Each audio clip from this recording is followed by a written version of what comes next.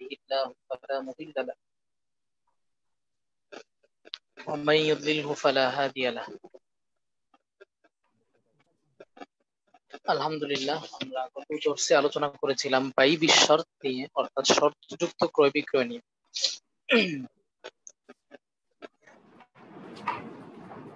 আমরা আজকে এই শর্তযুক্ত ক্রয় বিক্রয় নিয়ে কিছু আলোচনা করব এবং কিছু আধুনিক উদাহরণ দেওয়ার চেষ্টা করব।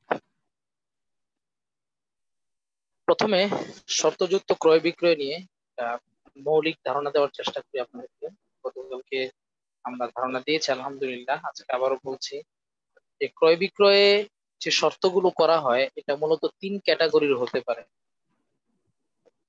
এখানে প্রথম ক্যাটাগরি হচ্ছে যেখানে শর্ত সহি, চুক্তিও সহি, যেখানে শর্তটাও রক্ষা করতে হয় আবার চুক্তিটাও সহি থাকে। এই ক্যাটাগরির শর্ত যেমন আমাদের মাত্রা 186 নম্বর ধারায় যে উদাহরণটা গিয়েছে, যে কোনো বিক্রেতা যদি এই শর্তে পণ্য বিক্রি করে যে ক্রেতা মূল্য পরিশোধ করার আগ পর্যন্ত তিনি পণ্যটা ক্রেতার হস্তগত করবেন না, পূর্ণ মূল্য পরিশোধ করার আগ পর্যন্ত ক্রেতার হস্তগত করবেন না, তাহলে সেক্ষেত্রে এই ধরনের শর্ত যদি কোনো বিক্রেতা করেন তাহলে বিক্রিও সহি, শর্তটাও সহি, শর্তটাও রক্ষা করতে হয়। আমাদের সমাজে অনেক সময় এমন হয় যে আমরা হয়তো, আমার একটা বন্ধু সে সাইকেল বিক্রি করবে, আমি সাইকেলের দাম জিজ্ঞেস করলাম, বন্ধু বলল যে দাম তো 10,000 টাকা। আমি তাকে 2,000 টাকা দিলাম। সে বলল ঠিক আছে, তুমি যখন বাকি টাকা দিবে তখন আমি তোমাকে সাইকেল দিব। বাকি টাকা দেওয়ার আগ পর্যন্ত সাইকেলটা এটা আমার কাছেই থাকবে, সমস্যা নেই। এইভাবে যদি কেউ শর্ত করে, শর্তটা কি সহি হবে বলেন তো? সহি হবে, কারণ একজন বিক্রেতার অধিকার আছে যে ক্রেতা পূর্ণ মূল্য পরিশোধ করার আগ পর্যন্ত পণ্যটা বিক্রেতা নিজের কাছে এটা আটকাবদ্ধ রাখা, নিজের কাছে রাখা। তাহলে বুঝতে পারলাম যে এখানে শর্তও সহি, চুক্তিও সহি।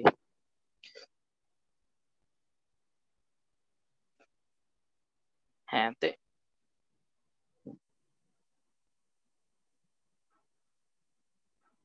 এমনি ভাবে যদি ক্রেতা বিক্রেতা বা কোনো ক্রেতা যদি, আরেকটা উদাহরণ দিচ্ছি, সে এই শর্তে পণ্য কিনলো যে আমাদের ক্রয় বিক্রয় চুক্তির ক্ষেত্রে একজন সাক্ষী রাখতে হবে। সাক্ষী রাখার শর্তে যদি বিক্রেতা কিংবা ক্রেতা কোনো লেনদেন করে, ওই ক্ষেত্রেও বিক্রিও সহি, শর্তও সহি, মানে শর্তটা রক্ষা করতে হয়। তখন ক্রেতা বিক্রেতা বা ক্রয় বিক্রয়ের ক্ষেত্রে একজন সাক্ষী রাখতে হয়। আচ্ছা, তো আমরা বুঝতে পারলাম যে শর্তগুলো মূলত চুক্তিটাকে আরো মজবুত করে, সুদৃঢ় করে, চুক্তির অনুকূলে থাকে ওই ধরনের শর্ত করা বৈধ হবে। ঠিক তেমনি ভাবে গত দর্শে আমরা আলোচনা করেছিলাম এমন কিছু শর্ত আছে যে শর্তগুলো ওরফ অনুযায়ী আপনার প্রসিদ্ধি পেয়ে গেছে। যেমন আপনারা হয়তো জানেন যে মাছ বাজারে আমরা অনেক সময় মাছ কিনি, কেনার সময় যদি এই শর্ত করে কোনো ক্রেতা যে আমি তোমার থেকে মাছ কিনবো এই শর্তে যে মাছটা কেটে দিতে হবে, তাহলে কি জায়েজ হবে বলেন তো? জায়েজ হবে। জায়েজ হবে কেন? কারণ এটা, এই শর্তটা ওরফ অনুযায়ী প্রচলন পেয়ে গেছে। মাছ ব্যবসায়ীরা, আহ মাছ ব্যবসায়ীদের ওরফে বর্তমানে আমরা দেখতে পাই যে তারা সাধারণত ক্রেতাকে মাছ কেটে দেয়। মানুষ এখন ঝামেলা নিয়ে বাসায় আসতে চায় না, বাসায় আসতে চায় একেবারে ফ্রেশ খাবারটা নিয়ে বাসায় আসতে চায়। চেষ্টা করে যে রান্না করে যদি বাইরে থেকে আনা যায় তাহলে আরো ভালো, মানুষ ওইভাবে চিন্তা করে এখন। হ্যাঁ, এমনি ভাবে কোন ক্রেতা সে কাঁচা বাজার থেকে পণ্য কিনলো, অনেক কাঁচা বাজার করার সময় দোকানদারকে শর্ত করলো, তোমার দোকান থেকে আমি কেনাকাটা করব, তবে আমাকে একটা বড় পলিথিন ব্যাগ দিতে হবে। এই ধরনের শর্ত করা যাবে না? ইনশাল্লাহ যাবে। করা যাবে। এগুলো চুক্তির অনুকূলে এই ধরনের শর্ত একজন ক্রেতা চাইলে তিনি করতে পারবেন। তো আমরা দেখতে পেলাম যে আমাদের সমাজে বেশ কিছু উদাহরণ এমন আছে যেখানে শর্তও সহি, চুক্তিও সহি।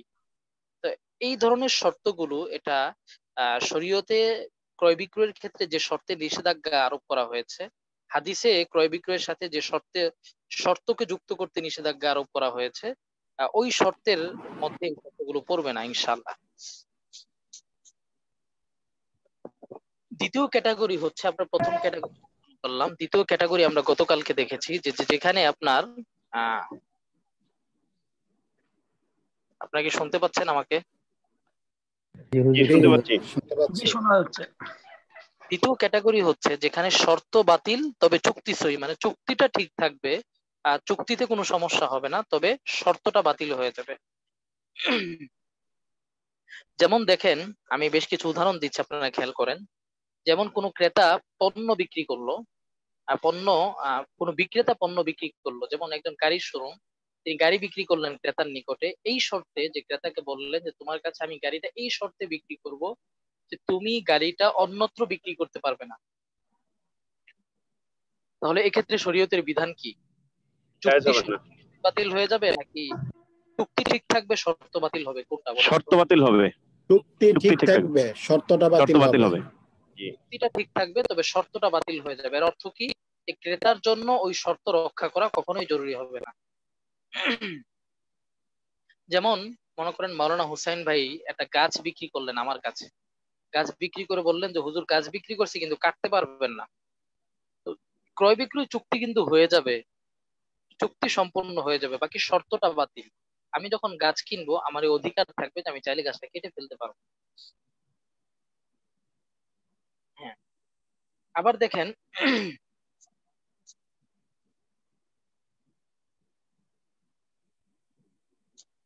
যদি কখনো বিক্রেতা এমন কোনো শর্ত করে যে শর্ত রক্ষা করা বিক্রেতার আয়ত্তে বা তার ক্ষমতায় নেই, তার মালিকানায় নেই, এমন কোনো শর্ত যদি করে, সে শর্তটাও বাতিল হয়ে যায়, তবে চুক্তি বাতিল হবে না। যেমন খেয়াল করেন, একজন বিক্রেতা পণ্য বিক্রি করলেন কি শর্তে? যেমন সে একটা গাভী বিক্রি করলেন ক্রেতাকে এই শর্তে, এই গাভীটা আহ, প্রতিদিন 1 কেজি করে বা 2 কেজি করে দুধ দিবে। তো গাভী প্রতিদিন কতটুকু দুধ দিবে, এটা কি বিক্রেতার ক্ষমতায় আছে বলেন তো? বিক্রেতার ক্ষমতায় নেই। এই জন্য কোনো বিক্রেতা যদি এই ধরনের কোনো শর্ত আরোপ করে যেটা রক্ষা করা তার ক্ষমতায় নেই, সেই শর্তটাও বাতিল হয়ে যায়, তবে চুক্তি সহিহ। এই বুঝতে পারছেন মাওলানা হোসাইন? জি জি, আলহামদুলিল্লাহ। হ্যাঁ, তারপরে দেখেন আরেকটা উদাহরণ দিচ্ছি, বোঝার জন্য উদাহরণগুলো দিচ্ছি, খেয়াল করেন। আহ, কেউ ময়না পাখি বিক্রি করে, মনে করেন বাজারে পাখি বিক্রি করার সময় শর্ত করলো কি, পাখি সে এত সুন্দর ভাবে প্রতিদিন কথা বলবে, এই কথা বলবে, সূরা ফাতিহা পাঠ করবে, সালাম দিবে, এই শর্তগুলো করলো। তো পাখি কথা বলবে, একটা হলো ট্রেনিং দেওয়া। এরপরও পাখির কথা বলা না বলা এটা কোন মানুষের ক্ষমতায় আছে বলেন তো? এটা কোনো মানুষের ক্ষমতায় নেই, যে কোনো সময় সে কথা বলতে পারে, নাও বলতে পারে, তার জমানো বন্ধ হয়ে যেতে পারে। তো এই ধরনের শর্ত যদি কোনো বিক্রেতা করে থাকেন, তাহলে সেই শর্ত রক্ষা করাও বিক্রেতার জন্য জরুরি না, বা অন্যভাবে বললে সেই শর্তটা বাতিল হয়ে যাবে, তবে ক্রয় বিক্রয় চুক্তি সম্পন্ন হয়ে যাবে। হ্যাঁ, এক্ষেত্রে একটা বিষয় লক্ষণীয়, যদি এরকম হয় যে কেউ আপনার পাখি ক্রয় করেছে কি জন্য, যে পাখিটা যেন কথা বলে, মানে কথাটা পাখির একটা গুণ, সে এটা দেখেই পাখিটা কিনেছে, এবং বিক্রেতাকে বলেছে যে পাখিটা কি কথা বলতে পারবে, বিক্রেতা বলছে হ্যাঁ এটা পারবে কথা বলতে, তখন কিন্তু এটা পণ্যের একটা গুণ হিসাবে সাব্যস্ত হবে। সেই ক্ষেত্রে যদি পাখি কথা না বলে, তখন বুঝতে হবে যে এই পণ্যে একটা গুণ মিসিং আছে, তখন এটা খিয়ারে আইবের মধ্যে পড়বে, এবং ক্রেতা চাইলে সেই পাখিটা ফেরত দিতে পারবে। সকলের কাছে স্পষ্ট হয়েছে? দুইটার মধ্যে তারপরে পার্থক্যটা কি স্যার? হ্যাঁ, পার্থক্যটা হলো, একটা হলো একজন শুধু পাখি কেনার জন্য গেল, কথাটা তা না, এমনি একটা ময়না পাখি কিনবে। হ্যাঁ, তখন বিক্রেতা বললো যে ঠিক আছে পাখিটা বিক্রি করলাম, এটা ইনশাল্লাহ প্রতিদিন আপনার কথা বলবে, এই শর্তে বিক্রি করলাম, প্রতিদিন কথা বলবে, এই বলবে সেই বলবে। ক্রেতা কিন্তু এটা লক্ষ্য নিয়ে যায়নি পাখি কেনার জন্য, ঠিক আছে? তখন এটা আহ যদি কথা না বলে, সেটা শর্ত বাতিল বলে ধরা হবে, কারণ কথা না বলে এটা বিক্রেতার ক্ষমতায় নেই। কিন্তু যে শুরুতে বিক্রেতা পাখিকে ট্রেনিং দিয়েছে এবং সে এই জন্য বিক্রি করে যে পাখিটা কথাই বলবে, সেই ক্ষেত্রে আমরা এটাকে একটা গুণ হিসাবে ধরবো, এবং ধরবো যে এখানে বিক্রেতার ক্ষমতা আছে, কারণ সে পাখি ট্রেনিং দেয়, সে হয়তো ট্রেনিং এর কোনো দুর্বলতা আছে তার, এই ধরনের একটা সিচুয়েশন ধরা হবে, তখন তখন জায়েজ হবে, মানে শর্ত বাতিল হয়ে যাবে। আচ্ছা, বুঝতে পেরেছেন? একটা হচ্ছে সাধারণ পাখি বিক্রি করা, আর আরেকটা হচ্ছে আপনার কথা বলতে পারে এমন পাখি বিক্রি করা। কথা বলতে পারে এমন পাখি যদি কেউ বিক্রি করে, সেক্ষেত্রে কথা বলতে না পারলে সেটা ক্রেতা ফেরত দিতে পারবে। আর সাধারণ কোনো পাখি, তার কথা না বলাটাই আসল, ওটা যদি কেউ বিক্রি করে আর বলে যে কথা বলবে, আহ তখন যদি কথা না বলে তাহলে শর্তটা বাতিল হয়ে যাবে। ওটা না বলাটাই যেহেতু আসল সেজন্য। তো কেনার সময় যদি ক্রেতা শর্ত করে যেটা আমার হইতে হবে, তাহলে তো এটা না হলে তো গুণ মিসিং। হ্যাঁ, এটা গুণ মিসিং, কেনার সময় যে আচ্ছা, ক্রেতা তাহলে শর্ত। এখন তার মানে ওই সাধারণভাবে শর্ত নেই, জাস্ট আপনি আলোচনার মধ্যে উল্লেখ করছে যেটা এই এই হ্যাঁ হ্যাঁ, পারে। এই শর্তে বিক্রি করলাম এই যেটা কত আলোচনা- হবে এই বলবে, অথচ ক্রেতার সেটা লক্ষ্য ছিল না বা উদ্দেশ্য ছিল না। হ্যাঁ, জি জি, বুঝতে পারছি। জি। এরপরে দেখেন আরেকটা উদাহরণ শর্ত আসবে বলা যায় যেখানে এগুলোকে। আপনার শর্ত বাতিল তবে চুক্তি সহি। কেউ যদি আচ্ছা, গুনাহের কোনো কাজের শর্ত করে, যেমন কি আল্লাহ না করুন, কেউ মোবাইল বিক্রি করলো এই শর্তে যে মোবাইলে আপনার ফ্রিতে এরকম পর্নোগ্রাফি বা অন্য কোনো গুনাহের আসবাব দেখা যাবে। এক্ষেত্রে ইসলামিক স্কলারগণ লিখেছেন যদি এই শর্তটা মিসিং হয়, ক্রেতা মোবাইল নিয়ে দেখা গেল যে গুনাহের বিষয়গুলো দেখা যাচ্ছে না, তখন এই শর্তটা বাতিল বলে গণ্য হবে। এই শর্তের কারণে বা এই শর্ত না পাওয়া যাওয়ার কারণে ক্রেতা সেটা ফেরত দিতে পারবে না, তখন চুক্তি সহি শর্ত বাতিল। কারণ গুনাহের কোনো শর্তকে শরীয়ত শর্ত হিসাবে গণ্য করে না। বুঝতে পেরেছেন? এবং এটা পণ্যের কোনো দোষ না।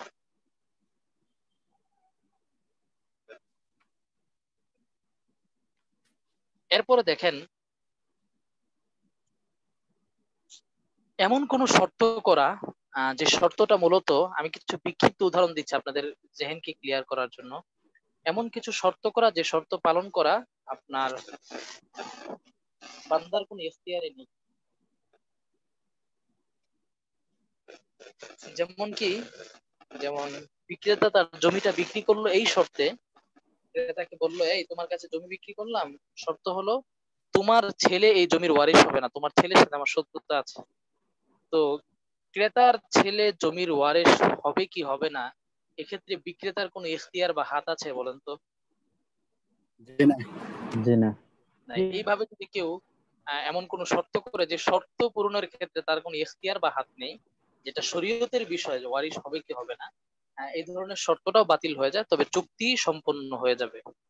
তাহলে আমরা দুইটা ক্যাটাগরি দেখলাম, একটা হচ্ছে যেখানে শর্তও সহি চুক্তিও সহি, আরেকটা ক্যাটাগরি দেখলাম যেখানে শর্ত বাতিল তবে চুক্তি সহি। সহি। এখন আমরা তৃতীয় ক্যাটাগরিতে যাচ্ছি, যেটা আমাদের মাজাল্লায় আলোচনায় আসেনি, সেটা হচ্ছে শর্ত বাতিল চুক্তিও বাতিল, যেটা এখানে মৌলিক আলোচ্য বিষয়। যে শর্তের ব্যাপারে হাদিসে নিষেধাজ্ঞা এসেছে, নাহা রাসূলুল্লাহ সাল্লাল্লাহু আলাইহি ওয়াসাল্লাম আন বাইইন ওয়া শারতিন, এবং অন্য হাদিসে এসেছে নাহা রাসূলুল্লাহ সাল্লাল্লাহু আলাইহি ওয়াসাল্লাম আন বাইআতাইনি ফি বাইআতিন। এক মিনিট।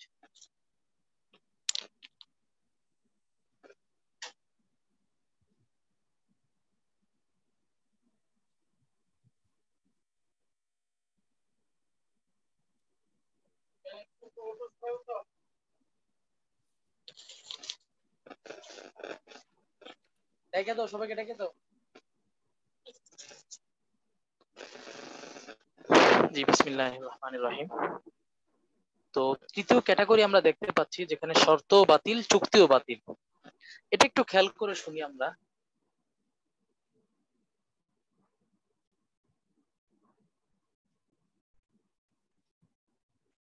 এখানে আমাদের অনেক শরিয়ার বিষয় আছে।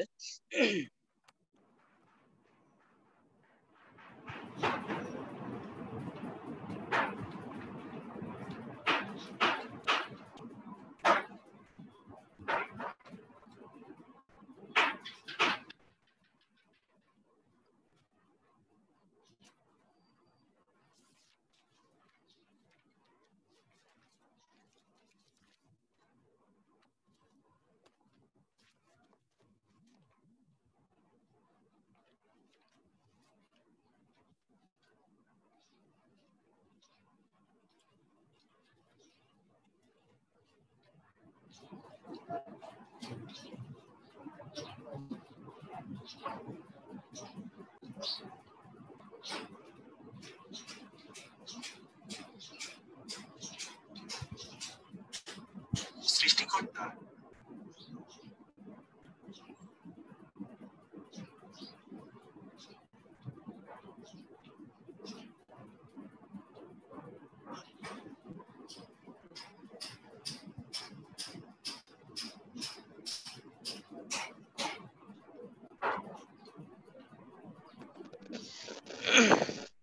জি, শুনতে পাচ্ছেন?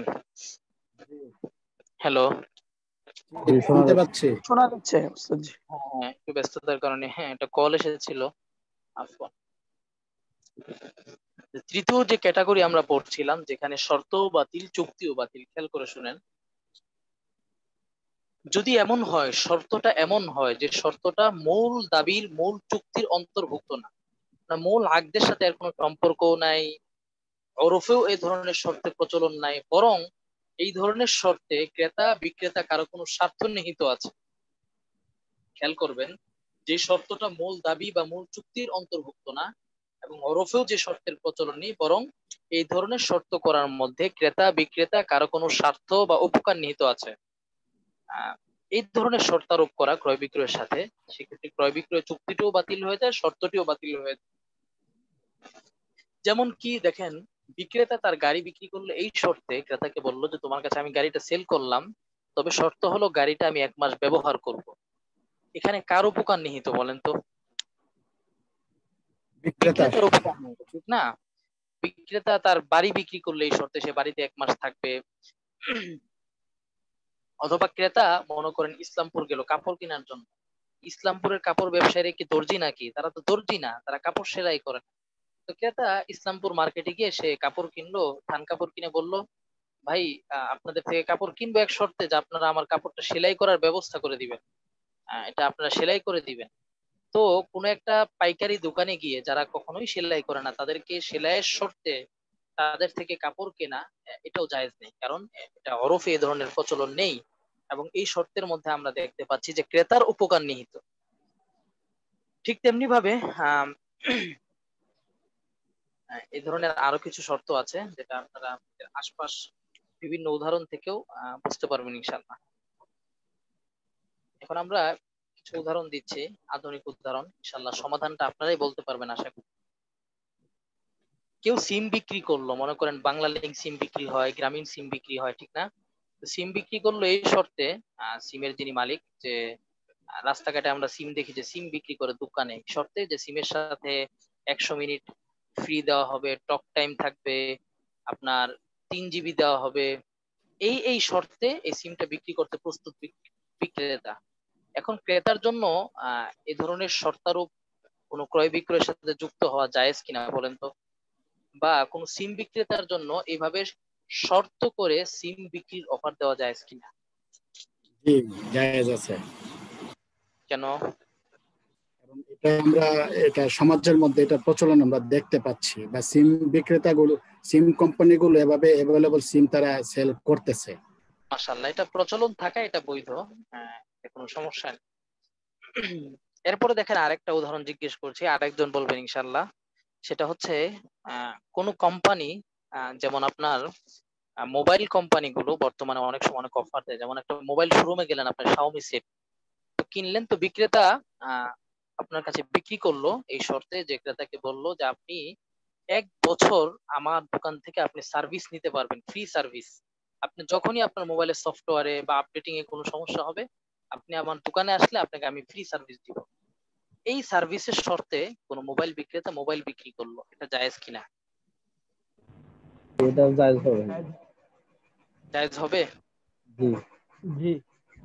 কে বলছিলেন নামটা? রেজাউল করিম। মাশাআল্লাহ, হ্যাঁ সবাই অংশগ্রহণ করবেন ইনশাআল্লাহ। আজকে ছাত্র অনেক কম দেখতে পাচ্ছি। জি, আজকে অংশগ্রহণকারী কমই। এত মেহনত করে দর্শ সাজানো হয় আপনাদের জন্য, কিন্তু শূন্যওয়ালা নাই। আচ্ছা, ওয়ারেন্টির শর্তে কোনো পণ্য বিক্রি করা জায়েজ হবে মাওলানা হোসেন? হুজুর, জায়েজ হবে। মাওলানা এটাও মিজানুর এটাও ওরফ অনুযায়ী জায়েজ হবে। মাওলানা মিজান, জায়েজ হবে? জি ওস্তাদ, জি জায়েজ হবে। আচ্ছা, রেজাউল করিম দেখতে পাচ্ছি। রেজাউল করিম ভাই, জি আপনাকে একটা প্রশ্ন করি, জি প্রস্তুত তো ইনশাআল্লাহ? জি ইনশাআল্লাহ। একজন তার জমি বিক্রি করলো, জমি বিক্রি করার পর সে ক্রেতাকে বললো যে, ক্রেতা জমি বিক্রি করার পর ক্রেতা তাকে মনে করেন জমির দাম 3 লাখ টাকা, ক্রেতা 50,000 টাকা দিয়েছে। এখন ক্রেতা বলল যে জমিটা আমার নামে রেজিস্ট্রেশন করে দেন, তখন বিক্রেতা বলল যে না, আহ, পূর্ণ মূল্য পরিশোধ করার আগ পর্যন্ত জমিটা তোমার নাম আমি রেজিস্ট্রেশন করব না। তবে এই শর্তে কোনো ক্রয় বিক্রয় করা এটা কি জায়েজ হবে? জায়েজ হবে না, জায়েজ হবে না। কারণ টাকা পরিশোধ দিলে উনি কবলা দেবে, শর্ত তো ওনার ক্রেতার মানে শর্ত তো হলো না, পরিশোধ করলে সে উনি নিতে পারবে, বাকি তো আর উনি দিতেছে না বিক্রেতা। না, বিক্রেতা ক্রেতাকে বলল যে তোমার কাছে জমিটা আমি এই শর্তে বিক্রি করব যে পূর্ণ মূল্য পরিশোধ করার আগে জমিটা তোমার নামে রেজিস্ট্রেশন করা হবে না। জায়েজ হবে কি? জায়েজ হবে। উভয়ে যদি জায়েজ। রাজি থাকে তাহলে তো হবে।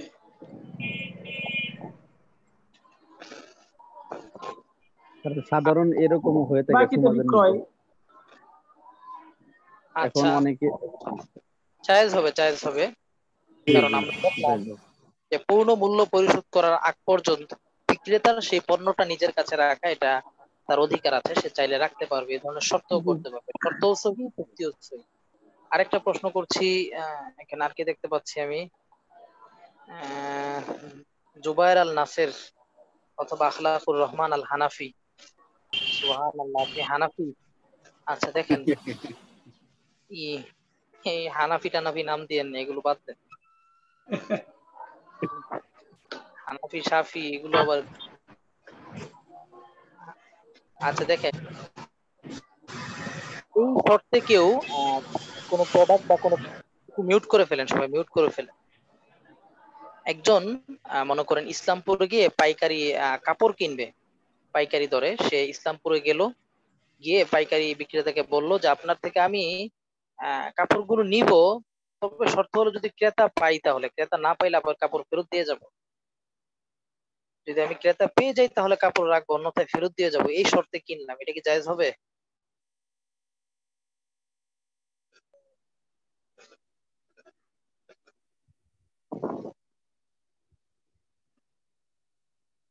যে কেউ বলেন।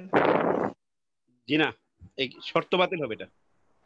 শর্ত বাতিল হবে। মাশাআল্লাহ, সুন্দর বলেছেন। শর্তটা বাতিল হয়ে যাবে, চুক্তিটা ঠিক থাকবে, ক্রয় বিক্রয় চুক্তি সম্পন্ন হয়ে যাবে। আচ্ছা দেখেন, আরেকটা প্রশ্ন করছি, সর্বশেষ প্রশ্ন আজকে। আপনার কেউ যদি অনলাইন থেকে কোনো পণ্য কিনে, পণ্য কেনার সময় এই শর্ত করে যে আমাকে এটা হোম ডেলিভারি দিতে হবে, এটা কি জায়েজ হবে? জি মাওলানা জায়েজ আবু হবে। জাফর। এটা জায়েজ হবে। জায়েজ হবে। জি, জায়েজ হবে। আচ্ছা, অনলাইনে কেনার উদ্দেশ্যই তো যে হোম ডেলিভারি নেওয়া। হ্যাঁ মাশাআল্লাহ, এটার একটা প্রচলন হয়ে গেছে বর্তমানে। হ্যাঁ, জি তো কেমন লাগলো আজকের প্রচলন উদাহরণগুলো? স্পষ্ট হয়েছে না আপনাদের কাছে? অনেক, জি। জি অনেক স্পষ্ট হয়েছে। স্পষ্ট আসলে এই হয়েছে। বিষয়গুলো নিয়ে আমাদের মনের মধ্যে অনেক প্রশ্ন ছিল যে এইভাবে যে আমরা ইয়া করি, আসলে তো মানে আগের লিখিত কিতাবগুলোর মধ্যে তো স্পষ্ট এমন সমাধান আসলে পাওয়াটা বা আমাদের হুজুররা ওইভাবে বাস্তবতার সাথে মিলিয়ে উদাহরণ দিয়ে দিয়ে পড়াই নাই, সেজন্য আসলে আমরা ওইভাবে বুঝতে পারি নাই। কিন্তু এখন অর্থনৈতিক বিষয়টা আমরা আলহামদুলিল্লাহ এই তো আলহামদুলিল্লাহ। ক্লিয়ারলি মানে একবারে দিনের মতো স্পষ্ট বুঝতে ছিল। পারতেছি। আচ্ছা ঠিক আছে, আলহামদুলিল্লাহ, সবাইকে অসংখ্য শুকরিয়া। ছিল আমার স্যার। সময় বেশি হয়ে গিয়েছে। আবার ইনশাল্লাহ কালকে আমরা সামনের ফসলটা এভাবে করবো। আসসালামু আলাইকুম ওয়া রাহমাতুল্লাহ। আসসালাম।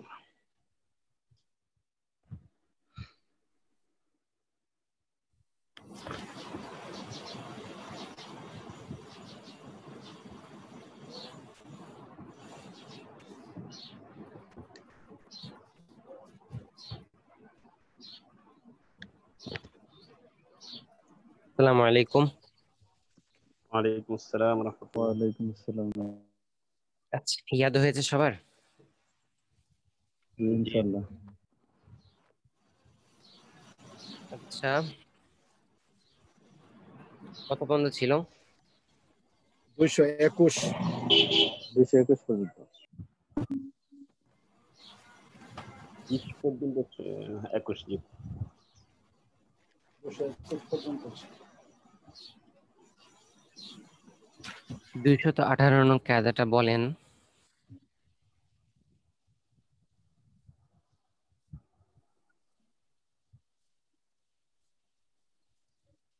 জুবাইর আল নাসের।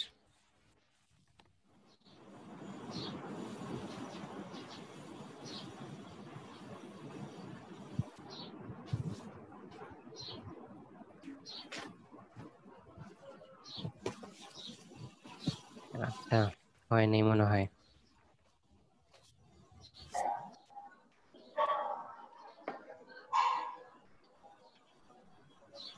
আখলাকুর রহমান বলেন 218।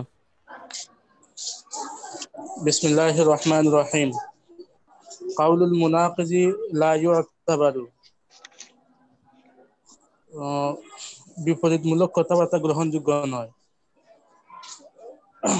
এর উদাহরণ হিসেবে বলা হয়েছিল যে কোনো ব্যক্তি যদি ওই সাক্ষ্য গ্রহণের সময় একটি কথা বলে অতঃপর সাক্ষ্য গ্রহণ করে ফয়সালা প্রদানের পর অন্য কোনো কথা বলে, তাহলে তার এই অন্য কথাটি দ্রষ্টব্য হবে না, বরং সাক্ষ্য দেওয়ার সময় যেই কথা বলেছিল ওইটাই গ্রহণ করা হবে।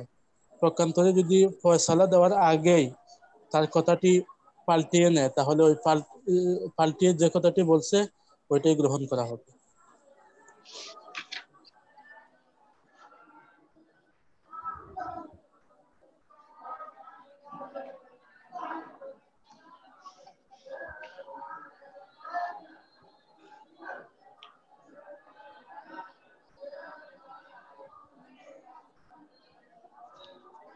হ্যাঁ, আপনি তো বাংলা নোট দেখে মনে বলে ফেললেন। যাই হোক, গতকালকে একটু অন্যভাবে বলছিলাম। জি না, আমি তো ওই ভিডিও দেখে হয়েছিলাম। আচ্ছা, এরপর 221 নং কায়দা সবাই বলেন দেখি। বিসমিল্লাহির রহমানির রহিম। বিসমিল্লাহির রহমানির রহিম। কিতাবুল কাজী কিতাবুল কাজী ইলাল কাজী হুজ্জাতুন ফিল আহকামি। কাজী বা এক বিচারকের কোন একটা কাজীর লিখিত চিঠিটা অপর এক কাজীর নিকটে বিধানের ক্ষেত্রে দলিল হবে। প্রদানের ক্ষেত্রে বিধিবিধানের ক্ষেত্রে সেটা দলিল যেমন হবে। এর উদাহরণ দেওয়া উদাহরণ হয়েছিল দেওয়া আসলে হয়েছিল বর্তমানে তো কোনো লেখক প্রচলন নাই। একটি মামলা দায়ের যেমন করা একটা এলাকার মধ্যে কোনো একটা অঘটন ঘটছে, ওই চুরিটা ব্যাপারে যারা এই বিচারকের এলাকার অভিযুক্ত কাজীর এলাকায় লিখিতভাবে তারা এই ফিরে এলাকায় সাক্ষী নেই, পাওয়া গেছে ওই ওই অভিযোগ এলাকায়। হিসাবে অন্য এলাকা সাক্ষী দিতে এখানে থাকে বা দেশ লিখিতভাবে, এলাকার তাহলে ওই বিচারক এলাকার সে মধ্যে তাকে ওখানে তরি বলা হবে। জানাবে যে এই তদন্ত জন্য করার জন্য। তাকে তরি হিসাবে তদন্ত বলা যাবে। করার পরে যে রিপোর্টটা দেশ বা দিবে এলাকায় বাস্তবে কারণ তারা দোষী কোনো কিনা এলাকার কাজী রিপোর্টটাকে গ্রহণ করা হবে এবং কাজী পরবর্তীতে সহায়তা তাকে ফাইসালা। চোর হিসাবে সাক্ষ্য আবার কোন প্রদান এলাকার তাদের কাজী কাছ কোন থেকে বিষয়ে সে ফাইসালা দিতে পারতেছে না, যদি সে অপর বিচারকের নিয়ে নিকট সে লিখিতভাবে সে ফাইসালা চাই, তো ওইখান থেকে লিখিতভাবে যে ফাইসালাটা দেওয়া হবে একজন সেটা গ্রহণ সাক্ষী করা হবে এবং এই অনুযায়ী প্রয়োজন সে হয় অন্য জায়গা থেকে তিনি ফাইসালা করতে হবে। চিঠি পাঠাবেন, বর্তমানে তার এখন এই তার কোনো চিঠিটাই প্রয়োজন নেই, এখানে কারণ দলিল হিসেবে যেহেতু অনলাইনের যুগ, ইন্টারনেটের যুগ, সাক্ষী যে কোনো স্থান থেকে সাক্ষী দিতে পারে। এই হিসাবে বর্তমান অন্য অবস্থার কাজী প্রেক্ষিতে প্রেরণ এই করলে মশলাটা ওই এই কাজী কায়দাটা ওই আসলে ওই লিখিত প্রযোজ্য সাক্ষ্যের হয় না। মাধ্যমে ফয়সালা গ্রহণ করতে পারবেন। আচ্ছা, মাশাআল্লাহ, আজকে হচ্ছে আমাদের 222 থেকে 222 পড়েন দেখি ওমর ফারুক। বিসমিল্লাহির রহমানির রহিম। আল কিতাবু মিম্মান নাআ কাল খিতাবি মিম্মান দানা। আচ্ছা, 222 নং কায়দা। আল কিতাবু মিম্মান নাআ কাল খিতাবি মিম্মান দানা। আচ্ছা, কিতাব বিমানা মাকতুব আমরা আগে পড়েছি, অর্থাৎ আল কিতাবু মিম্মান নাআ। নাআ এটা হচ্ছে ইয়ে থেকে আসছে, অর্থাৎ যে ব্যক্তি দূরবর্তী আছে এটা বোঝানোর জন্য নাআ এখানে বলা হয়েছে। তো মিম্মান নাআ, তো আল কিতাবু লেখা বা চিঠি বা লিখে ফরমান পাঠানো, মিম্মান এমন ব্যক্তিকে, মান নাআ যিনি দূরে আছে, অর্থাৎ দূরবর্তী ব্যক্তিকে চিঠি লেখা বা দূরবর্তী ব্যক্তিকে লিখে কোনো ফরমান পাঠানো, এটা কেমন যেন কাল খিতাবি সম্বোধনের মতো। কাকে? মিম্মান দানা, ঠিক আছে, দানা ইয়াদনু। তো মিম্মান দানা যে ব্যক্তি নিকটে আছে। তো আল কিতাবু মিম্মান নাআ দূরবর্তী কোনো ব্যক্তিকে লিখিত ফরমান দেওয়া, এটা কাল খিতাবি মিম্মান দানা নিকটবর্তী ব্যক্তিকে সম্বোধনের মতোই। তো দূরবর্তী ব্যক্তিকে কোনো কিছু লিখে পাঠানো, এটা নিকটবর্তী ব্যক্তিকে সম্বোধনের মতোই। অর্থাৎ কি বললো, এটা মূলত আগের একটি কায়দা যেটা গেছে, আগের একটি কায়দার একটি জুজ বলা যায়। অর্থাৎ লেখা এবং বলা যে এক হুকুম, এটা বোঝানোর জন্য এই কায়দাটা বলেছে। আমরা আগেও পড়েছি যে লেখা এবং বলা হচ্ছে এক হুকুম, অর্থাৎ আপনি মুখে বলার মাধ্যমে যেভাবে অন্যের উপর কোনো কিছু সাব্যস্ত করতে পারেন, তেমনিভাবে লেখার মাধ্যমেও আপনি সাব্যস্ত করতে পারেন। তো নর্মালি আপনার আপনার সামনে যারা আছে আপনি তাদেরকে আদেশ দিবেন, তো আদেশ দিলে তারা সেটা, ওই আদেশ দেওয়ার পরে সেটা পালন করা তাদের জন্য জরুরি হয়ে যায়। তো তেমনিভাবে কাছের লোকদেরকে আদেশ দিলে যেরকম পালন করাটা আবশ্যক হয়, তেমনিভাবে দূরের লোকদেরকে তো আর সরাসরি আদেশ দেওয়া যাবে না, মানে মুখে বলা যাবে না। আপনি যদি লিখে তাদেরকে আদেশ দেন কোনো কিছু, তাহলে ওইটাও পালন করতে হয়, ঠিক আছে? তো এটার প্রচলনটা বর্তমানেও আছে। যেমন সরকার যদি কোথাও কোনো আইন প্রণয়ন করতে চায়, তাহলে সেটা জনগণকে না বলে সেটা সে SMS এর মাধ্যমে অথবা ইমেইলের মাধ্যমে বা অন্য যে কোনো মাধ্যমে এটা লিখে পাঠায়। তো লিখে পাঠাইলে তখন মানুষ বুঝতে পারে যে হ্যাঁ, আমাদের উপর নতুন এই ফরমান বা নতুন এই আইন জারি হয়েছে। তো তখন তাদের উপর এটা মানা আবশ্যক হয়। তো সরকার সরাসরি বললে যেরকম আইনটা মানা আবশ্যক হইতো, এখন সরকার এটা লিখে দেওয়ার মাধ্যমেও এটা আবশ্যক হচ্ছে। এটাই আর কি, আল কিতাব মিম্মান না কাল খিতাব মিম্মান দানা। এরপর 223 নং কায়দা পড়েন আবু জাফর। বিসমিল্লাহির রহমানির রহিম। আল কাসবু ইয়ামলিকু বিমিলকিল আসলি। আচ্ছা, 223 নং কায়দা, আল কাসবু ইউমলাকু বিমিলকিল আসলি। আচ্ছা, তো আল কাসবু অর্থ কি? উপার্জন করা, ঠিক আছে? কাসাবা ইয়াকসিবু, আল কাসবু উপার্জন করা। তো আল কাসবু ইউমলাকু উপার্জন, হ্যাঁ এটার মালিক হবে। তো এখন উপার্জনের একটা মালিক হবে, ঠিক আছে? যে মানে মানুষ যে উপার্জন করে এটা তো একটা মালিক হয়। যেটা বলো আল কাসবু ইউমলাকু, যে উপার্জন এটা মালিকানাধীন হবে। কার? বিমিলকিল আসলি, আসল মানে যিনি উপার্জন, আসল উপার্জনের ক্ষেত্রে যিনি আসল অর্থাৎ যিনি উপার্জনকারী।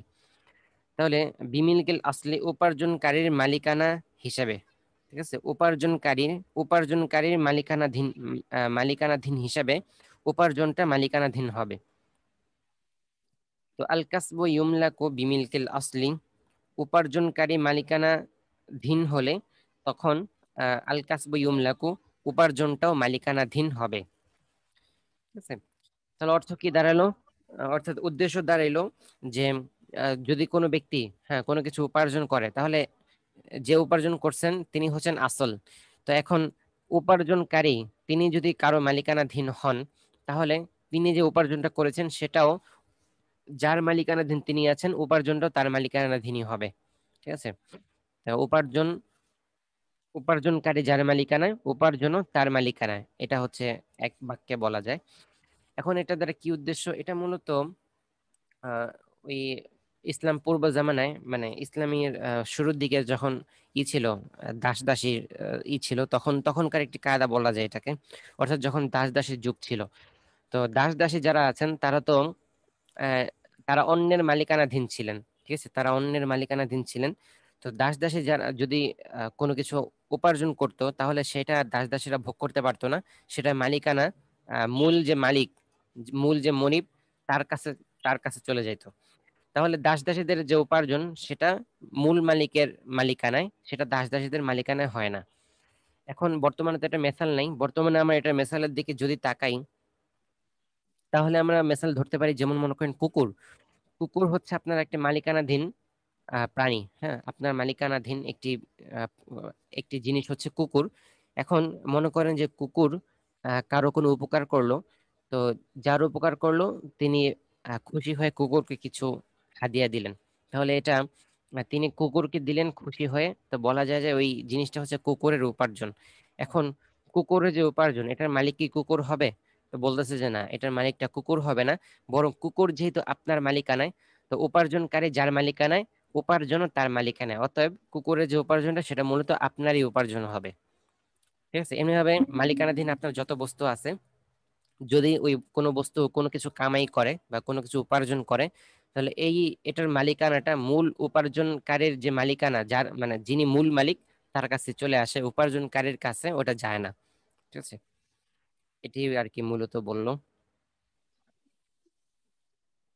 এটাই ছিল যে আল কাসবু ইউমলাকু বিমিলকিল আসলি, যে উপার্জন মালিকানাধীন হবে ওই ব্যক্তির, উপার্জনকারী মালিকানাধীন যে ব্যক্তির, ঠিক আছে, উপার্জনটা মালিকানাধীন হবে ওই ব্যক্তির, উপার্জনকারী মালিকানাধীন যে ব্যক্তির।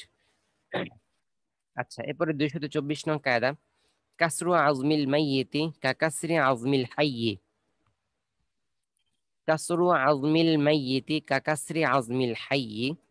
কাসরুন মানে হচ্ছে ভেঙে ফেলা, আজমুন মানে হচ্ছে হাড্ডি, আর মাইয়িত মানে তো আমরা জানি মৃত ব্যক্তি। তাহলে কাসরু আজমিল মাইয়িত, মৃত ব্যক্তির হাড্ডি ভাঙা। ঠিক আছে, মৃত ব্যক্তির হাড্ডি ভাঙা এটা কেমন যেন কাকাসরি আজমিল হাইয়্যি, জীবিত ব্যক্তির হাড্ডি ভাঙার মতোই। তো মৃত ব্যক্তির হাড্ডি ভাঙাটা জীবিত ব্যক্তির হাড্ডি ভাঙার মতোই। ঠিক আছে, কি বললো এর দ্বারা? অর্থাৎ জীবিত ব্যক্তির হাড্ডি ভাঙা যেরকম একটি অপরাধ, ঠিক আছে, আপনি রাস্তা দিয়ে একজন যাচ্ছে, তার ধরে তার হাড্ডি ভেঙে দিলেন, এটা তো একটি গুরুতর জঘন্যতম অপরাধ। তো এইটা যেরকম অপরাধ, তো যে ব্যক্তি মারা গেছে ওই ব্যক্তির এরকম তার কবর থেকে বের করে তার হাড্ডি ভাঙা বা তার দেহ থেকে হাড্ডি বের করা, এটাও একটি সমান অপরাধ। ঠিক আছে, এই কথা বলা যাবে না যে এই লোকের ভেতর তো এখন জান নাই, তাহলে আমি তার জিনিসগুলো ব্যবহার করি না, এটার অনুমতি নাই, শরীয়ত এটার অনুমতি দেয় না। আর এখানে যদিও মানে কায়দার মধ্যে যদিও হাড্ডি শব্দটা উল্লেখ আছে, কিন্তু বলা যায় যে মানব দেহের প্রত্যেকটা অঙ্গ প্রত্যঙ্গের ব্যাপারে এই হুকুমটি সাবেত হবে। ঠিক আছে, তো একজন জীবিত মানুষের কোনো অঙ্গ প্রত্যঙ্গ যেমনিভাবে ব্যবহার করার অনুমতি কারো নাই, তেমনি ভাবে কোনো মৃত ব্যক্তির কোনো অঙ্গ প্রত্যঙ্গ ব্যবহার করার অনুমতি কারো নাই।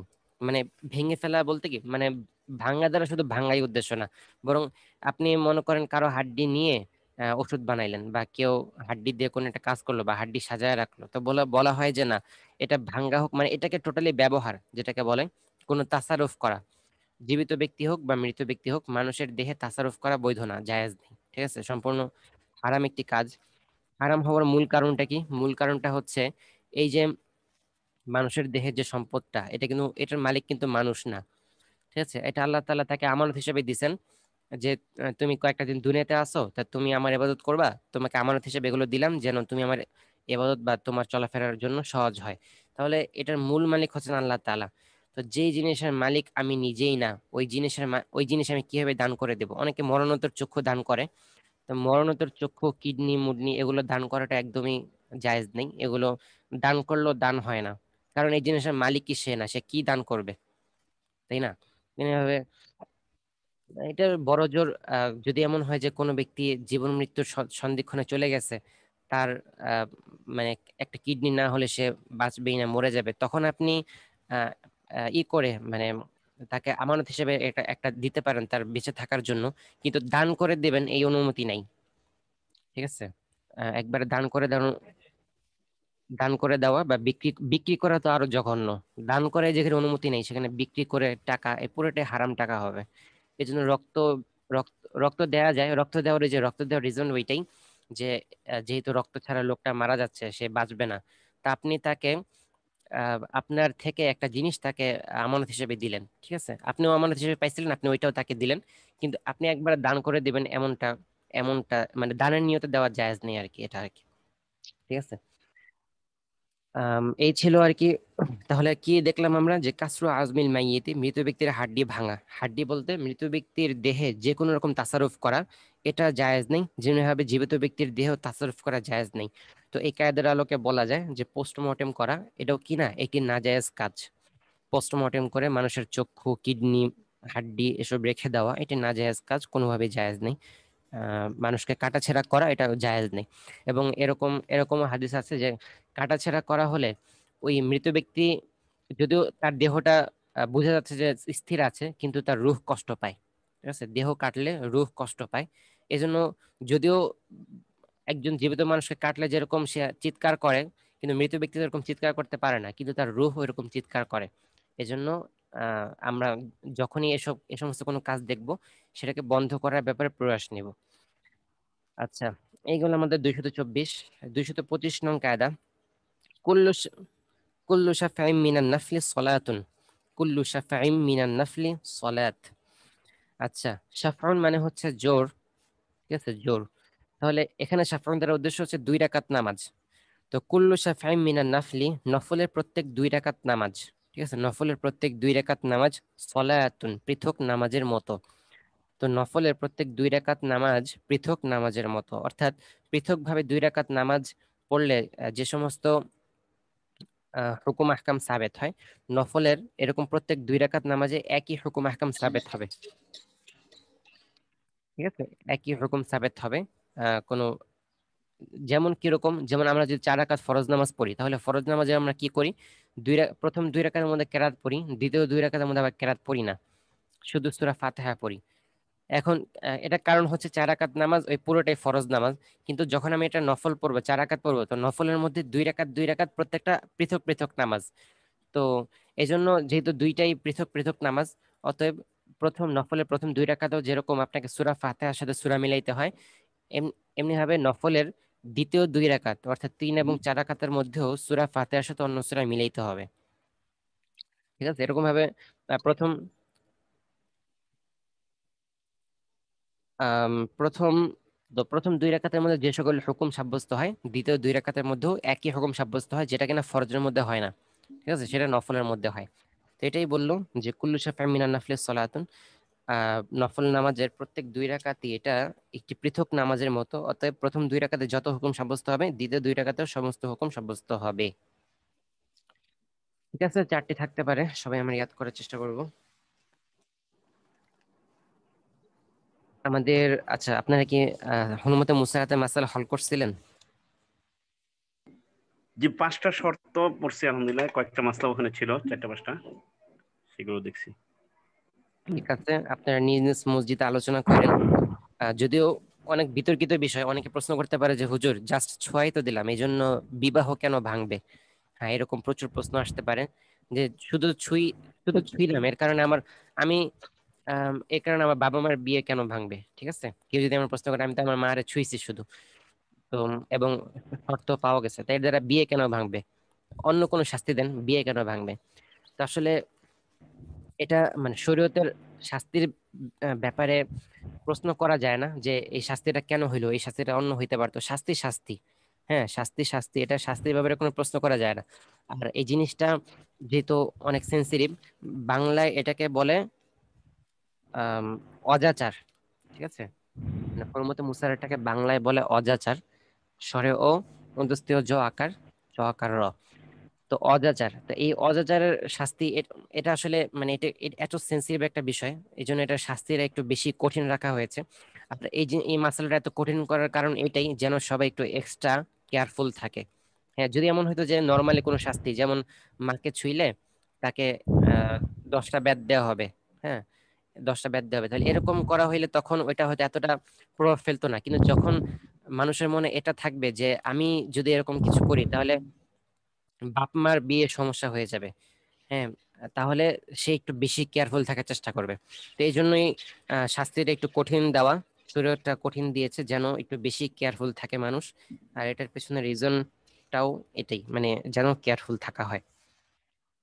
আচ্ছা, এখন আজকে আমরা যেটা দেখবো সেটা হচ্ছে কিছু পুরুষ নপুংসক হয়ে যায়, অর্থাৎ আহ এত বোঝেনি আপনি নপুংসক কাকে বলে? উস্তাদ, ওই হুরমতে মুসাহারা সম্পর্কে একটু প্রশ্ন ছিল। কি প্রশ্ন? মানে এক্ষেত্রে দেখা যায় আরো কিছু আপত্তি করা হয় এই বিষয়টা, যেহেতু এখানে যদি সন্তান তার মাকে স্পর্শ করে সেক্ষেত্রে পিতার বিবাহ ভঙ্গ হয়ে যাবে, এটা তো পিতার বা মায়ের কোনো দোষ নেই, সেক্ষেত্রে কেন তাদেরটাই করা হবে? এই ধরনের প্রশ্ন আসে বিভিন্ন। এটার উত্তর তো মাত্র বললাম অথবা যে আপনাকে। শ্বশুর, এখানে এটার আসলে আচ্ছা, বিষয়টা হলো শুধু শাস্তি না, এখানে তো হলো শাস্তির বিষয়টা না, এটা হলো যেমন যদি কেউ মানে কোনো মানে করেন কাউকে বিবাহ করে, হ্যাঁ, মনে করেন একটা মানে মেয়ে একটা ইয়ের কাছে বিবাহ হলো, মানে কোন এক পুরুষের কাছে বিবাহ বসলো, এখন তার কাছে কি মা বিবাহ বসতে পারবে? কি বলেন? ওই রকম মনে করেন, ওই রকমই তাকে হুরমতে মুসাহারা ওই রকমই, অর্থাৎ তার সাথে একটা বৈবাহিক কানেকশন হয়ে যায়, মানে বৈবাহিকের মতো একটা কানেকশন, বৈবাহিক কানেকশন না, বৈবাহিক কানেকশন হালাল হইতো, মানে বৈবাহিকের মতো কানেকশন। তো এই জন্য বিয়ার দ্বারা যেরকম হারাম হয়ে যায়, এই জন্য হুরমতে মুসরাত দাও ওরকম হারাম হবে। কাজে এটা মানে অবধারিত বিষয়, এটা মানে এমন না যে তার জন্য আলাদা একটা শাস্তি দেওয়া হয়েছে, এরকম না এটা। অর্থাৎ দেখা যাচ্ছে কানেকশনের কারণে তার সাথে হুরমতে মুসাহারা মানে কি, মুসাহারা শব্দটা তো শ্বশুর আলী, অর্থাৎ বৈবাহিকের মতো একটা সম্পর্ক হয়ে যায়। তো যেহেতু মনে করেন পুত্রবধূকে যদি মনে করেন শ্বশুর সাথে তার ব্যবহার মানে কোন রকম ব্যবহার করে, তাহলে কি করে পুত্রবধূর সাথে শ্বশুর আলাদা একটা এমন কানেকশন হয়ে যায় যে কানেকশনের কারণে যেমন করে বিবাহ করলে ছেলের জন্য হারাম, ওই রকম হয়ে গেল জিনিসটা। কাজেই মানে এই জন্য ইসলামে কাজেই এখানে যদিও ছেলের কোনো দোষ না, কিন্তু বাবা যে কাজটা করেছে ওই কাজের কারণে তো ছেলের উপর হুকুম অর্পণ হবে, অর্থাৎ বাবা যদি কাউকে বিবাহ করে ওই হুকুম ছেলের উপরও যাবে, ওই রকম জিনিসটা হয়েছে আর কি। ভাই বোনের যদি কোনো সমস্যা হয় ভাই বোনের ভিতরে, এখানে কি পিতা মাতার কোনো সমস্যা হইব? না, ভাই বোনের দ্বারা পিতা মাতা হবে না, ভাই বোনের দ্বারা এটা হারাম হবে, জিনিসটা গুনাহ হবে, বেশি মারাত্মক হবে, কিন্তু পিতা মাতার সমস্যা হবে না। এমনকি শালীর সাথে হইলেও স্ত্রীর জন্য সমস্যা হবে না, তবে জিনিসটা তো গুনাহ, মারাত্মক গুনাহ বেশি, কিন্তু স্ত্রী হারাম হবে না, কারণ ওই সময় হুরমতে মুসাহারাত মানে ডাইরেক্ট বৈবাহিক কানেকশন হয় না ওইসব ক্ষেত্রে, মানে যেসব ক্ষেত্রে ডাইরেক্ট বৈবাহিক কানেকশন হইতে পারে মানে মাহরামের ইয়ের মধ্যে, যে কারণে এটা আর কি সবসময় হয়ে যায়। মায়ের ক্ষেত্রে তো সরাসরি বৈবাহিক হইতে পারে না, এই ক্ষেত্রে হয় কিভাবে? না, মা ছেলে হইলে না, মা ছেলে হইলে মা তো মাহরাম, কিন্তু মা ছেলে হইলে এখন এমন ধরা হয় যে অর্থাৎ ছেলে যদি কাউকে মানে অর্থাৎ যদি ছেলে কোনো মহিলাকে বিবাহ করে, তো বাবা তো সেই মহিলাকে বিবাহ করতে পারবে না, অর্থাৎ ওইভাবে একটা কানেকশন নতুন কানেকশন পয়দা হয়ে যায়, যে কারণে বাবা হারাম হয়ে যায়, ওই কানেকশন, এটাই হুরমতে মুসাহারা সম্পর্ক। অর্থাৎ যে কানেকশন পয়দা হওয়া মানে কানেকশন পয়দা হওয়াটাই মেন, মানে এখানে হুরমতে মুসাহারা মানে একটা তার কানেকশন পয়দা হওয়াটাই মেন, মানে এমন কানেকশন হয় যে কানেকশন দ্বারা শরীয়তে তার উপরে হারাম হুকুম লাগানো হয়েছে।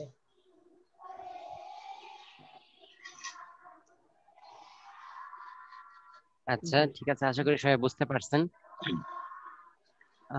আমাদের সময় তো নাই, আমরা নপুংসক পুরুষ, নপুংসক কাকে বলে মানে ইরেকটাইল ডিসঅর্ডার বলে এটাকে, ইরেকটাইল ডিসঅর্ডার। তো এরকম রোগে যারা আক্রান্ত তাদের ব্যাপারে কি হুকুম, ঠিক আছে, এরকম একটি হাদিস আমরা দেখিনি। এটি হচ্ছে মুসান্নাফ আব্দুর রাজ্জাকের 2 খণ্ড 46 নং হাদিস, দ্বিতীয় খণ্ড 46 নং হাদিসটি হচ্ছে عن سعيد بن مسيب قال قضى عمر بن الخطاب في العنين أن يؤجل سنة। হাদিসের অর্থ হচ্ছে হযরত সাঈদ ইবনে মুসাইয়্যিব রাদিয়াল্লাহু তাআলা আনহু বলেন, হযরত ওমর রাদিয়াল্লাহু তাআলা আনহু নপুংসক পুরুষের ব্যাপারে 1 বছরের সময় দিয়েছিলেন। তাহলে নপুংসক পুরুষকে প্রথমে 1 বছর সময় দেওয়া হবে, যদি 1 বছরের মধ্যে সে চিকিৎসা করে তার ডিসঅর্ডার দূর করতে না পারে তাহলে বিবাহ বিচ্ছিন্ন করে দেওয়া হবে, ঠিক আছে। মানে যদি স্ত্রী চায় আর কি, স্ত্রী না চাইলে তো সমস্যা নেই, স্ত্রী যদি মামলা করে তাহলে বিবাহ বিচ্ছিন্ন করে দিবেন কাজী সাহেব, 1 বছর সময় দিবেন, এটা আর কি। আচ্ছা তাহলে এই পর্যন্ত থাক, আপনারা এখন হাজিরা দেন। অনেকে আছেন হাজিরার সময় থাকেন, এখন মুশকিল খুব, অন্য সময় থাকেন না। 1 2 3 সাদিক 4 লাব্বাইক সরি আমার 6 উস্তাদ ভুলে গেছে, আব্দুল সাত্তার নাই, 5 6 লাব্বাইক 7 8 9 লাব্বাইক 10 লাব্বাইক 11 লাব্বাইক 12 লাব্বাইক 13 লাব্বাইক 14 লাব্বাইক। ঠিক আছে, আসসালামু আলাইকুম। ডিসেম্বর মাস চলতেছে। আপনার হুরমতে মুসাহারাটা উসুল ফুরুর মধ্যে ডাইরেক্ট সেরায়াত করে, আর উসুল ফুরু না হইলে ডাইরেক্ট সেরায়াত করে না। এইজন্য ভাই বোনের মধ্যে হইলে মানে মা বাবার মধ্যে কোনো অসুবিধা হয় না কেন, এখানে তো উসুল ফুরুর সম্পর্ক না ভাই বোন, কিন্তু মা বা বাবার সাথে হলে ভাই বোনের উসুল ফুরুর সম্পর্ক, মানে যেখানে উসুল ফুরুর মধ্যে ডাইরেক্ট অ্যাকশন করে, কিন্তু অন্য ক্ষেত্রে ওইরকম অ্যাকশন করে না, এই আর কি। এক্ষেত্রে ওই যে এর আগে হয়তো আদর্শনীতি নিয়ে আলোচনা হয়েছিল, মানে ইন্ডিয়াতে একটা এরকম ঘটনা ঘটেছিল যে শ্বশুর কর্তৃক স্ত্রী মানে ছেলের বউকে ধর্ষণ করা হয়েছিল, তো তখনও দেওবন্দের থেকেও এটা ফতোয়া দেওয়া হয়েছিল যে তাদের বিবাহ বন্ধন বাতিল হয়ে গেছে। এরপরে ওই মানে ডক্টর জাকির নায়েক সহ আরো অনেকে এটা বিরোধিতা করছেন এবং তারা অনেক কিছু যুক্তি পেশ করছেন। না ওটা ঠিক আছে, আহলে হাদিস ওরা ওদের মাযহাবে ওরা হুরমতে মুসাহারার কায়েল না, কাজে ওদের কথা তো কোনো মানার কোনো যুক্তি নেই। মানে অর্থাৎ অন্য মাযহাবে হানাফি মাযহাবে যেভাবে হুরমতে মুসাহারার কে মানা হয়েছে, অন্য মাযহাবে এগুলো মানে না তারা। মানে এক্ষেত্রে যে দলিল যেগুলো দেওয়া হয়েছে এক্ষেত্রে দলিলের ওখানে মানে ওই ইয়েতেও মানে বিভিন্ন আপত্তি তোলা হয়েছে দলিলগুলোর ক্ষেত্রে। আপত্তি এখন মনে করেন আপত্তি, আচ্ছা শোনেন, আপত্তি তারা তুলবে, আমরা তো তারা আপত্তি তোলে, কিন্তু এখন করতে হলো ফয়সালা এটাই যে মাযহাব মানবে সেই মাযহাবের আমল করবে। কারণ এটা সারা দিন বললে শেষ হবে না, তারা আপত্তি তুলতে থাকবে, আবার আমরা দলিল দিতে থাকবো, আবার তারা দলিল দিতে থাকবে, আমরা আপত্তি তুলতে থাকবো। এগুলো মানে মাযহাবী ইখতিলাফ গুলো এমনি কখনো শেষ হবে না। কাজেই এখন ওই কথা ওটা ওইভাবে যুক্তি দেওয়া মানে কারণ আপনার সময় নষ্ট শুধু, বরঞ্চ এটা বলতে হবে যে মাযহাব মানেন ওই মাযহাবে যেটা বলবে ওইটা আপনি মেনে নেবেন, এবং ওই মাযহাবে যে দলিল আছে সেটা আপনি গ্রহণ করবেন, এতটুকুই। তো হানাফি মাযহাবের মধ্যে হুরমতে মুসাহারা এইভাবে সাবিত হয়। হ্যাঁ, কাজে এই ক্ষেত্রে তার দলিল কি? এই দলিল আল্লাহ তাআলা বলেছেন মা নাকাহা আবাউকুম, তোমাদের মা বাবা কি করে? নেকা করে। নেকার আবার দুইটা মানে তাফসীর হয়, একটা নেকা মানে বিবাহ, একটা নেকা মানে মনে করেন সহবাস, দুটোটাই নেকার অর্থে ব্যবহার হয়। তো কাজে আপনার নাকাহ শব্দ যদি ব্যাপক রাখেন তখন দেখা যায় বিবাহ না করেও যদি তার সাথে মিলন হয় তবু সে হারাম হয়ে যাবে। তো কোরআন আয়াত দ্বারা তো সাবিত হচ্ছে এটা, অর্থাৎ কোরআন আয়াতের মধ্যে লফজি এই আয়াতের উপরে, হ্যাঁ এই আয়াতে মা নাকাহা বললে এর দ্বারাই তো আপনার কারণ যেহেতু অপর আয়াতে হাত্তা তানকিহা যাওজান গায়রা আছে না, যদি কাউকে 3 তালাক দেয় হ্যাঁ তাহলে লা তাহিল্লু লাহু, হালাল হবে না, হাত্তা তানকিহা যাওজান গায়রা, অন্য বিবিকে বিবাহ করা। এখানে আয়াতে বলছে কি অন্য বিবিকে বিবাহ না করা পর্যন্ত। আচ্ছা এখানে বলছে অন্য কাউকে অন্য স্বামীকে বিবাহ না করা পর্যন্ত। আচ্ছা অন্য স্বামীকে কি বিবাহ যথেষ্ট নাকি মানে তার সাথে মিলন হইতে হবে? মিলন হইতে হবে। তাহলে এটা কোথায় পাইলেন? এই যে তানকিহার শব্দ এখানে মানে তানকিহা এখানে অর্থাৎ নেকা হবে এবং সাথে অতি হবে, কারণ লফজে নেকাটার মানে কামালাত, তার কামেল অর্থ হলো নেকা এবং অতি দুটো, মানে নেকা হবে এবং অতি হবে, এটা হলো কামেল অর্থ। আর নাকাস অর্থ হলো শুধু নেকা হবে অতি হবে না, এখানে কামেল অর্থ মুরাদ। ওইরকম মা নাকাহা আবাউকুমের মধ্যে এখানে কামেল অর্থ হলো যে নাকাহ কাজে মানে অর্থাৎ সেখানে শুধু অতিটাও তার মানে শামিল করবে, কারণ এর মধ্যে আরবি ভাষায় নাকাহ শব্দটা অতির জন্য ব্যবহার হয়। হ্যাঁ এটা মানে কাজে এই জন্য যেহেতু শব্দটা অতির জন্য ব্যবহার হয় এই জন্য বিবাহ ছাড়াও যদি অতি হয় তবু ওই হুকুম মানে সাবিত হয়ে যাবে এর দ্বারা। এখানে মৌলিক আপত্তি যেটা তোলা হয়েছে সেটা হলো যে এই মানে বিবাহ অথবা নিকাহ অর্থ যে ব্যাপক রাখলে সহবাস অর্থ আসে, কিন্তু এখানে বলছে ধর্ষণ, এখানে ধর্ষণ তো নাকাহ শব্দের অর্থে আসে না, এর ভিন্ন শব্দ রয়েছে, এই জন্য আর কি আপত্তিটা তো না। ধর্ষণ শুনেন, বাংলাতে আপনি বাংলাতে বলবেন ধর্ষণ, আবার বলবেন মনে করেন সহবাস, যাই বলেন আরবির মধ্যে মানে অর্থাৎ ইসলামের দৃষ্টিতে ধর্ষণ আলাদা কোনো কিছু নেই। ইসলামের দৃষ্টিতে সবই হচ্ছে মানে অর্থাৎ অতির মধ্যে শামিল, অর্থাৎ জোরপূর্বক করুক বা জোর ছাড়া স্বেচ্ছায় করুক। মনে করেন যদি কারো পেটে বাচ্চা হয়, জোর করলে কি বাচ্চা হয় না? জি। তাইলে বুঝে গেল জোর করলেও যে নতিজা একই, অর্থাৎ জোর করে করুক অথবা স্বেচ্ছায় হোক, নতিজা এক। নতিজা হলো কি যে হারাম হবে এটা। তবে এতটুকু যে জোর করে করলে যার সাথে করা হলো সে তার যদি এখানে ইখতিয়ার না থাকে তার গুনাহগার হবে না, আর যে জোর করছে তার গুনাহ হবে, এটা ভিন্ন কথা। কিন্তু মানে যে কাজটা যেহেতু হয়ে গেছে এই জন্য নতিজা দায়ের হয়ে যাবে, এই জন্য পেটে বাচ্চা এসে যায় যদিও জোর করছে। এমন না যে ধর্ষণ করলে পেটে বাচ্চা আসবে না, কারণ জোর করে করছে তো, এরকম কি হয়? এরকম হয় না। অর্থাৎ হ্যাঁ যে জোর করলো অথচ বাচ্চা এসে গেল, তো কেমনে হইলো? অর্থাৎ নিসবত সাবিত হয়ে যায়, এই জন্য মানে সম্পর্ক স্থাপিত হয়ে যায় যে কারণে বাচ্চা হয়ে যায়। আর নাহলে তো জোর করলে বাচ্চা হইতো না, যে আমার তো ইচ্ছা করিনি, আমি জোর করে আমার করছে, যে তার ইচ্ছাও নাই, তো বাচ্চা হলো কেন? এই আর কি। তো এই জন্য মানে অর্থাৎ সম্পর্কটা হ্যাঁ জোর করে করুক, জেনা জোর করে করুক বা জোর ছাড়া করুক, জেনা হ্যাঁ ওই জেনা যেটা এটা স্বেচ্ছায় হোক বীর রেজা অথবা আচ্ছা বীর রেজা হোক আর বিগাইরি রেজা হোক, দুটোটা একই হুকুম, মানে ওটা আলাদা কোনো হবে না, ওটা আলাদা কোনো হবে না। যাকে ন্যাক তো বলছে সে হলো আহলে হাদিসের উপর ভিত্তি করে, তার নিজের কোনো মাযহাব নাই তো যেন আহলে হাদিস, নিজের মাযহাব থাকলে সে ওইভাবে বলতো, তার কথা হলো আহলে হাদিসের উপর ভিত্তি করে। আমার একটা প্রশ্ন ছিল এখানে, যে এক লোকে তার শালীর সাথে সম্পর্ক অনেকদিন থেকে, কিন্তু এটা পরবর্তীতে শালীকে বিয়ে করছে। এমন বউ মানে ওরা দোনোজনকে বিয়ে করছে, মানে বউ তো আগে ছিল, পরে শালীকে বিয়ে করছে। এটা যখন প্রকাশ পাইলো যে তারা তো দুই বোন একসাথে একই সংসারে থাকতেছে, পরে সমাজের ভাবে এটা মানে শোনাশুনি করে পরে যে তার শালীকে এটা ডিভোর্স করাইছে।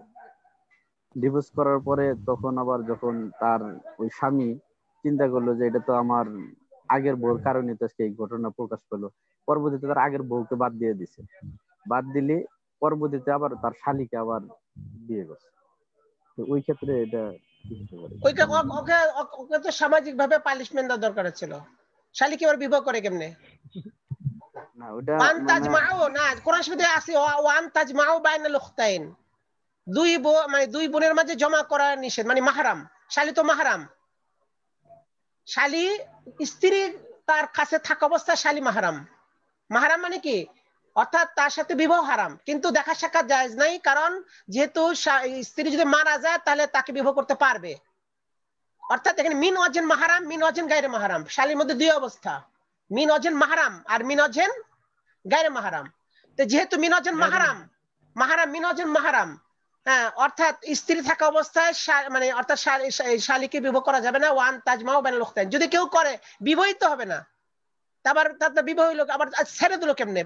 শালীকে সারা তো প্রশ্ন নেই, বিবাহিত হয়নি শালীর সাথে, আবার সারবে কেমনে? সারবে তো বিবাহ হইলে, কিন্তু বিবাহই হয় নাই, তবে সারবে কে? শালীর মানে বউর সাথে যে বিবাহ ছিল ওই বিবাহিত রয়েছে, শালীর সাথে কোনো বিবাহ হয় নাই।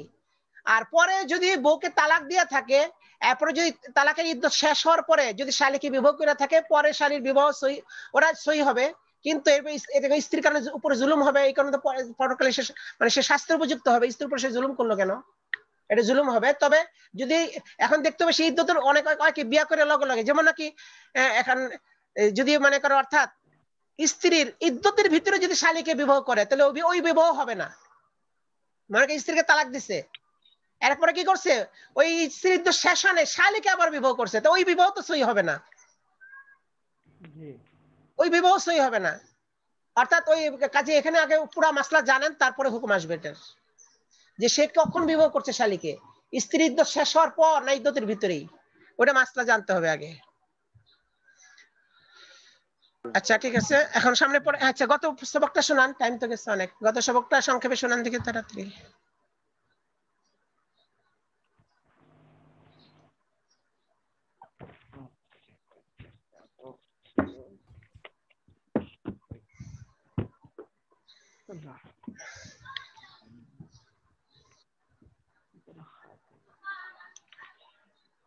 হ্যাঁ সবাই শোনান একসাথে, তাহলে তো হয়ে যায়।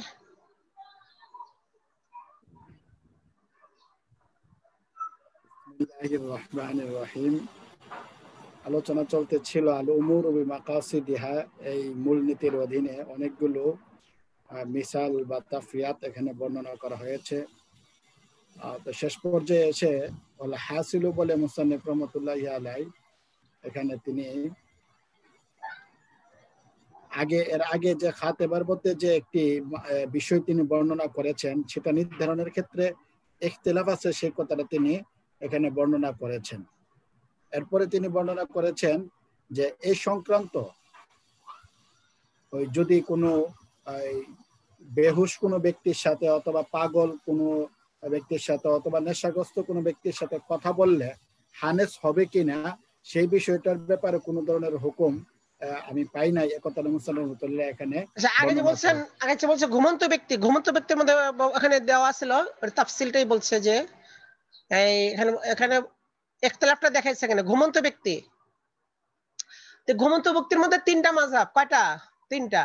এক নম্বর হলো যে আচ্ছা যেটা মাকসুদ কিতাবের মধ্যে, এক নম্বর হলো যে আল্লামা ইবনে নুজাইম, হ্যাঁ তিনি মিসরি রাহমাতুল্লাহ, তিনি যে বলেছেন যে ঘুমন্ত ব্যক্তি যদি এমন দূরে ঘুমায় যে তার আওয়াজ শুনতে পায়, এমন দূরে যদি ঘুমায়, সে শুনুক বা না শুনুক, তাহলে কি হানেস হয়ে যাবে, তাই না? এক নম্বর মাযহাব। আর দ্বিতীয় মাযহাব হলো যেটা মানে ওই এই মাবসুত কিতাবের, আচ্ছা, এবং জমহুর মাশায়েখের উপরেই, সেটা হচ্ছে যদি তার কথা দ্বারা জেগে যায় অথবা সে যদি জাগ্রত থাকে, তাহলে কি হানেস হবে, আর নাহলে হানেস হবে না।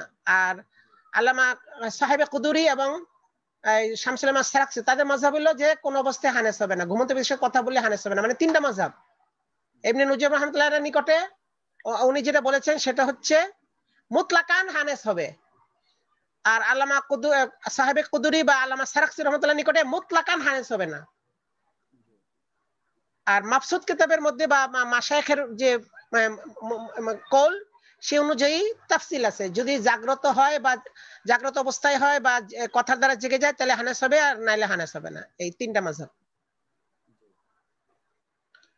আচ্ছা, অনুরূপভাবে বলা হয়েছিল যদি কেহ কোনো প্রাণী থেকে সাজদার আয়াত শুনে,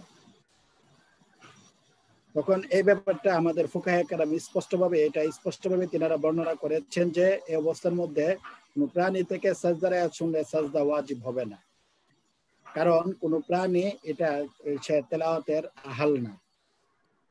তবে যদি কোনো জুনুবি ব্যক্তি থেকে সাজদার আয়াত শুনে তাহলে সাজদা আবশ্যক হবে, কারণ জুনুবি ব্যক্তি সে তেলাওয়াতের আহাল, এমনই ভাবে কোনো হায়েজগ্রস্ত মহিলা তাদের থেকে সাজদার আয়াত শুনলে সাজদা করতে হবে।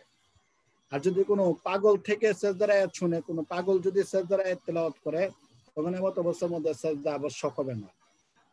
আর ঘুমন্ত ব্যক্তি থেকে সাজদার আয়াত শুনলে এটা মুখতার কল অনুযায়ী এখানে সাজদা আবশ্যক হবে।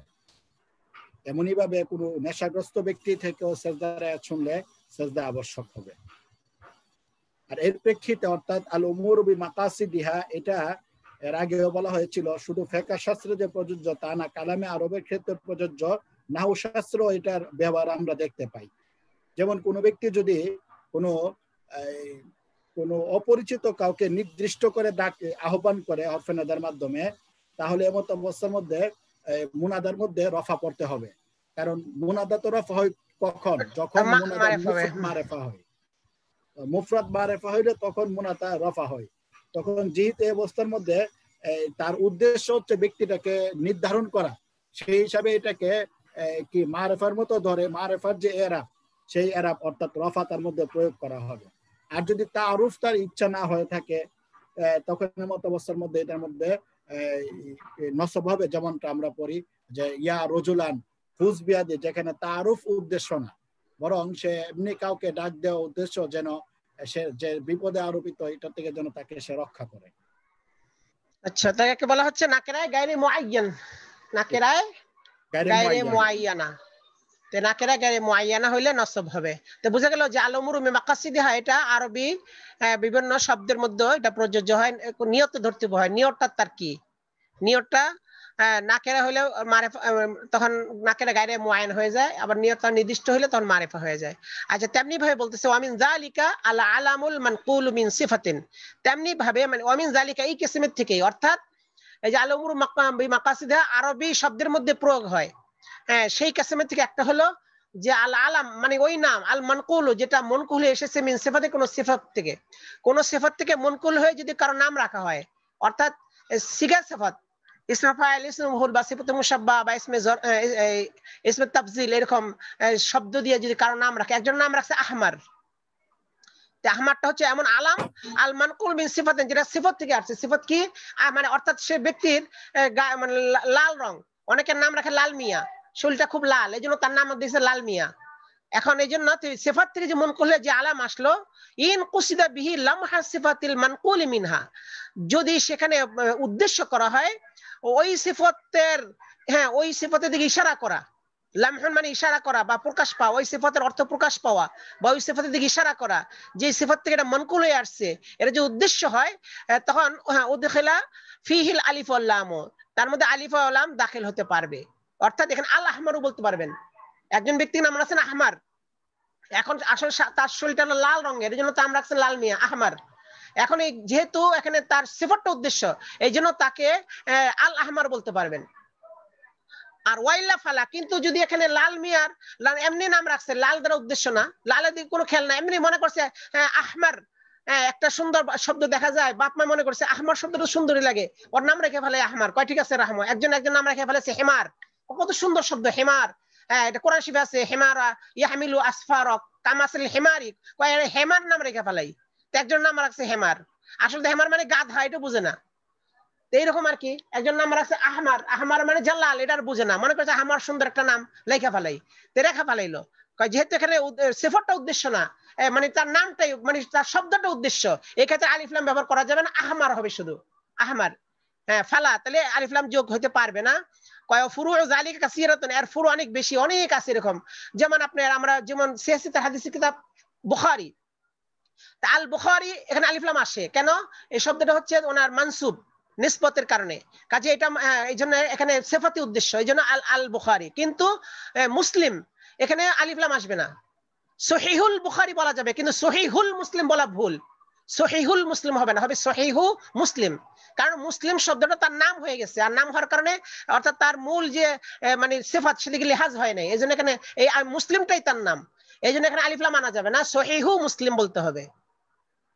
ওয়াতাজরি হাযিল কায়দাতু ফিল উরুজ আইজান, এই কায়দাটি সাধারণ অবস্থার ক্ষেত্রে যে অবস্থা আরেজ হয়, মানে আরোপিত অবস্থার মধ্যে প্রযোজ্য হয়, জারি হয়। উরুজ, আরজের যেমন উরুজ, আরজ মানে হলো আরোপিত অবস্থা, নতুন নতুন অবস্থা তৈরি হয়, এর মধ্যে এটা জারি হয় বিভিন্ন অবস্থার উপরে। যেমন কেমন, যেমন মেসাল সামনে ফাইনা শিআরা ইনদা আহলিহি, আহলে শের নিকট, মানে আহলে আরবের নিকট শের কাকে বলে? আহলে শেরের নিকট শের হলো কালামুন মাউজুনুন মাকসুদুন বিহি যালিক, এমন মাউজুন কালাম, মানে এমন ছন্দবদ্ধ কথা, মাকসুদুন বিহি যালিক, যে ছন্দবদ্ধ কথার দ্বারা ছন্দবদ্ধতা উদ্দেশ্য করা হয়েছে, অর্থাৎ কথা বলতে ছন্দবদ্ধ করে, এবং এটা উদ্দেশ্য করে ছন্দবদ্ধ কথা বলা হয়েছে। এটা হচ্ছে কি শের, মানে কবিতা। উদ্দেশ্যই সব মানে প্রত্যেকটা শেষে মিল রাখা, এবং কবির উদ্দেশ্যে কবিতা বানানো, এটি হলো কবিতা, যেটা উদ্দেশ্য করে তার সাথে ছন্দে মিল রাখা হয়। তো ছন্দ মিলটা কবিতার একটা বড় উদ্দেশ্য। কিন্তু আম্মা মা ইয়াকাউ মাউজুনান ইত্তেফাকান, কিন্তু যেটা ছন্দবদ্ধ হয়ে গেছে কোনোভাবে, ইত্তেফাকান কোনোভাবে, অর্থাৎ ইচ্ছা করে ছন্দবদ্ধ করে নাই, কিন্তু কথা বলছে কিন্তু হয়ে গেছে ছন্দবদ্ধ।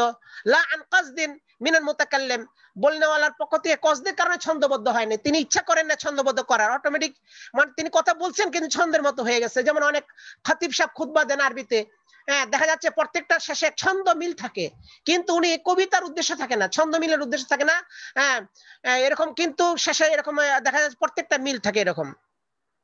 হ্যাঁ, ফাইন্নাহু লা ইউসাম্মা শেরান, কয়েকে শের নাম রাখা হবে না, যেগুলো ইত্তেফাকান মৌজুন, মানে ওজনদার হয়ে যায়, ওজনওয়ালা বা কবিতার ছন্দের সাথে মিলে যায়, কিন্তু ইচ্ছা করে নাই, উনি নিজের পক্ষ থেকে বলছে।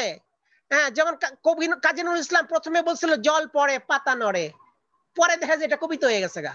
আগে তো এমনি মুখে মুখে মুখে বলছিল জল পড়ে পাতা নড়ে, কিন্তু পরে দেখা যায় সুন্দর কবিতা হয়ে গেছে, জল পড়ে পাতা নড়ে। পরে আস্তে আস্তে লিখতে লিখতে উনি কবি হয়ে গেলেন, আরো অনেকে কবিতা লিখলেন।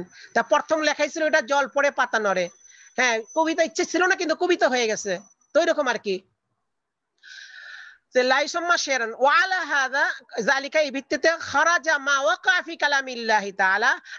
কালামের মধ্যে যে ছন্দবদ্ধ কথা রয়েছে সেগুলো খারাজা, মানে বের হয়ে যাবে কবিতার থেকে, তাকে কবিতা বলা যাবে না।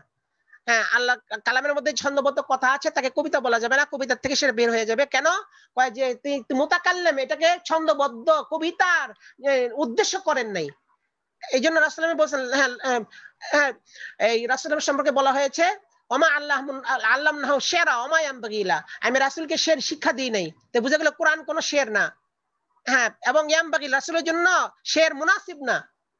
ওয়াশুআরা ইয়াত্তাবিহুমুল গাবুন, শুআরা যা আছে যা শের, এরকম বিপদগামীরা তাদের অনুসরণ করে, অর্থাৎ তারা উল্টাপাল্টা মনে মাথায় যা আসে তাই বলে, বিভিন্ন রকমের তাদের মানে কোনো একটা বিবেক প্রসূত বা বুদ্ধি চিন্তা ভাবনা করে কথা না, মাথায় যা আসে তাই বলে দেয় অনেক সময়। এটা একটা অর্থাৎ তারা ওই আবেগ প্রবণ হয়ে থাকে, যেটা বাস্তব ছাড়াই তারা কথা বলে।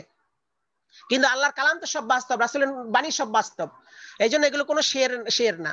তো কাজে এর দ্বারা কালামুল্লাহর মধ্যে যা ওয়াকা, যেগুলো মৌজুন ওয়াকে হয়েছে, মানে ওজনওয়ালা, এগুলো শের বলা যাবে না, কারণ এগুলো মাকসুদ ছন্দবদ্ধ শের বানানো মকসুদ না।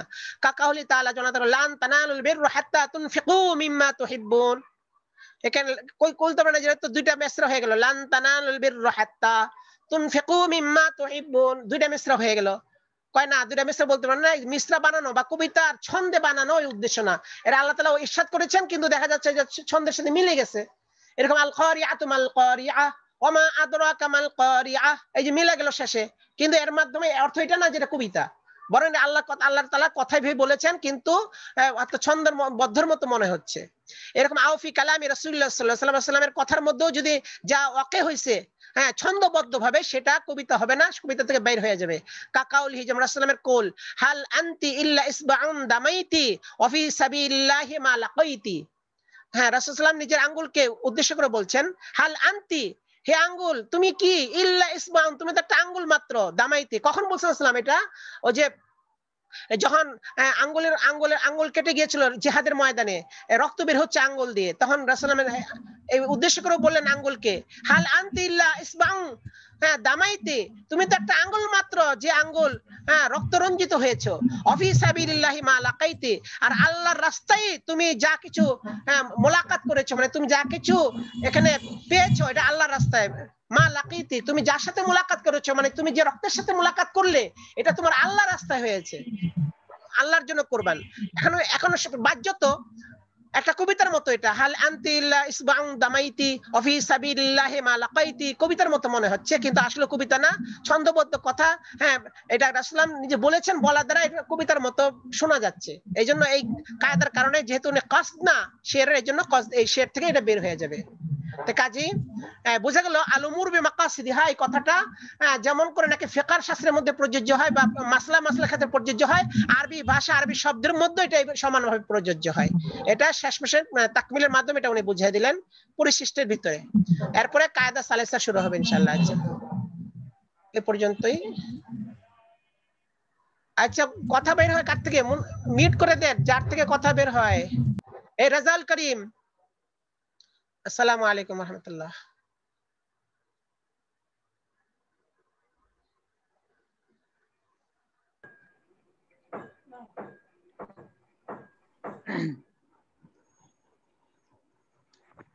আসসালামু আলাইকুম ওয়া রাহমাতুল্লাহি ওয়া বারাকাতুহু।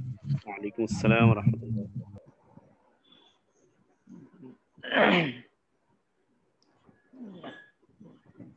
উপস্থিতি আজকে কম, নেটের সমস্যার কারণে সমস্যা হচ্ছে। ওমর ফারুক, মাওলানা ওমর ফারুক। আমার মানে 3 দিন ধরে সমস্যা হচ্ছে, মাঝে মাঝে বের হয়ে যায়, আবার মানে লাইনে কানেক্ট হয়, আবার বের হয়ে যায়, এমন হচ্ছে। আচ্ছা, 3 দিন ধরে 4G হচ্ছে না, 3G হয়ে থাকছে। সেটটা একবার রিস্টার্ট দিলে মনে হয় আবার প্রবেশ করলে হয় না। না, গতকাল মানে ই করা হয়েছিল, তারপরে মানে 4G হচ্ছেই না, এই যে হয়ে রয়েছে 3 দিন হলো। অন্যদের ঠিক আছে তো? নেটওয়ার্ক সিস্টেম ঠিক আছে না? আচ্ছা, আর এটা অনেক ক্ষেত্রে ভালো মানে। আমার কথা শোনা যাচ্ছে তো? জি, শোনা যাচ্ছে। শুনতে পাচ্ছেন? আচ্ছা, মাশাআল্লাহ। আছেন সবাই না? আহসানুল্লাহ, মাওলানা আহসানুল্লাহ আছেন? মাওলানা আহসানুল্লাহ কি হাটাজারিতে নাকি ওইদিকে না কোথায় থাকেন নাকি? চিটাগাং থাকে না? চিটাগাং দিয়ে থাকে না? ইউনিভার্সিটি। হ্যাঁ, ওইখানকার খবর আপনি ভালো দিতে পারবেন আমাদের। আজকের কি পরিস্থিতি, ঠিক না? আচ্ছা, আলী আকবর, মাওলানা আলী আকবর, মিজানুর রহমান হাটাজারি, তো উনি তো এখন হাটাজারিতে না মনে হয়, হ্যাঁ নওগাঁতে আছেন। উস্তাদ আছি আমি। আচ্ছা আচ্ছা, মাশাআল্লাহ। আচ্ছা, ঠিক আছে, শুকরিয়া। 1 মিনিট।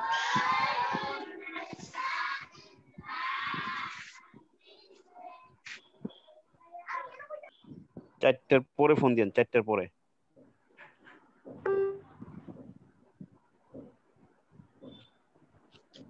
আরে এক জানার মধ্যে থেকে এটা নিয়ে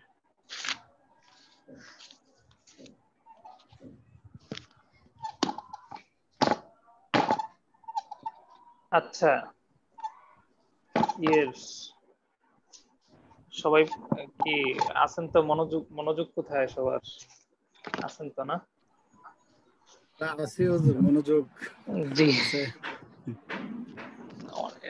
একটানা ক্লাস হয় তো 2-3টা ক্লাসের পর অনেকগুলো ফোন আইসা থাকে, ফোনগুলো রিসিভ করা, তাদের সাথে একটু ই করা, এই কারণে হয়তো একটু সমস্যা হয়ে যায় আপনাদের একটানা কয়েকটা ক্লাস।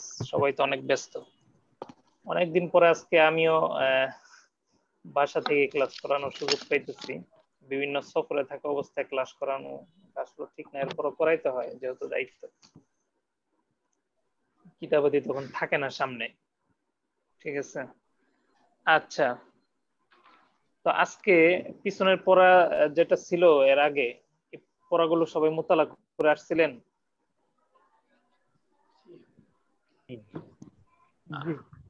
যে এই শিরোনামের আগে আগ পর্যন্ত আকওয়ালু আসহাবিল ইমাম হাকিকাতান, আমার কিতাবে আছে আকওয়ালু আসহাবিল ইমাম ফিল হাকিকাতি আকওয়ালুহু ফামান কাল্লাদাহুম লা ইয়াখরুজু আন তাকলিদিহি, এরকম আছে না?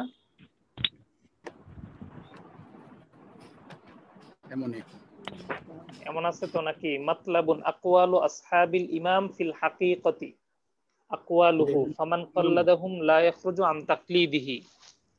হ্যাঁ জি জি এমনই। কোন কোন কিতাবে এমন আছে। হুসাইনা মাওলানা হুসাইন আমাদের সামনে মনে হয় কিতাব নাই, সন্দেহের সাথে বলতেছেন। না হুজুর, আমার সামনে কিতাব আছে আকওয়ালু আসহাবিল ইমাম ফিল হাকিকা আকওয়ালুহু মান কাল্লাদাহুম লা ইয়াখরুজু আন তাকলিদিহি, কিতাব আছে আলহামদুলিল্লাহ। এই শিরোনামের আগ পর্যন্ত পড়াটা মোতালা করা হয়েছিল সবার? জি না, মোতালা করার সুযোগ পাইনি ওস্তাদ। তাহলে কিভাবে হবে? মোতালা করতে হবে। আজকে সামনে পড়িয়ে আর কালকের দিনটা যেহেতু গ্যাপ আছে, ওই যে ওইখান থেকে সবক দিয়ে দিলে আমরা পুরোটা সবকের একটা সারনির্যাস আমরা সুন্দর পরামর্শ। হ্যাঁ সুন্দর পরামর্শ মাওলানা জাফর ভাই। ঠিক আছে, কালকে যেহেতু একটা দিন ফাঁকা আছে, আজকে আমরা এখান থেকেই পড়ি।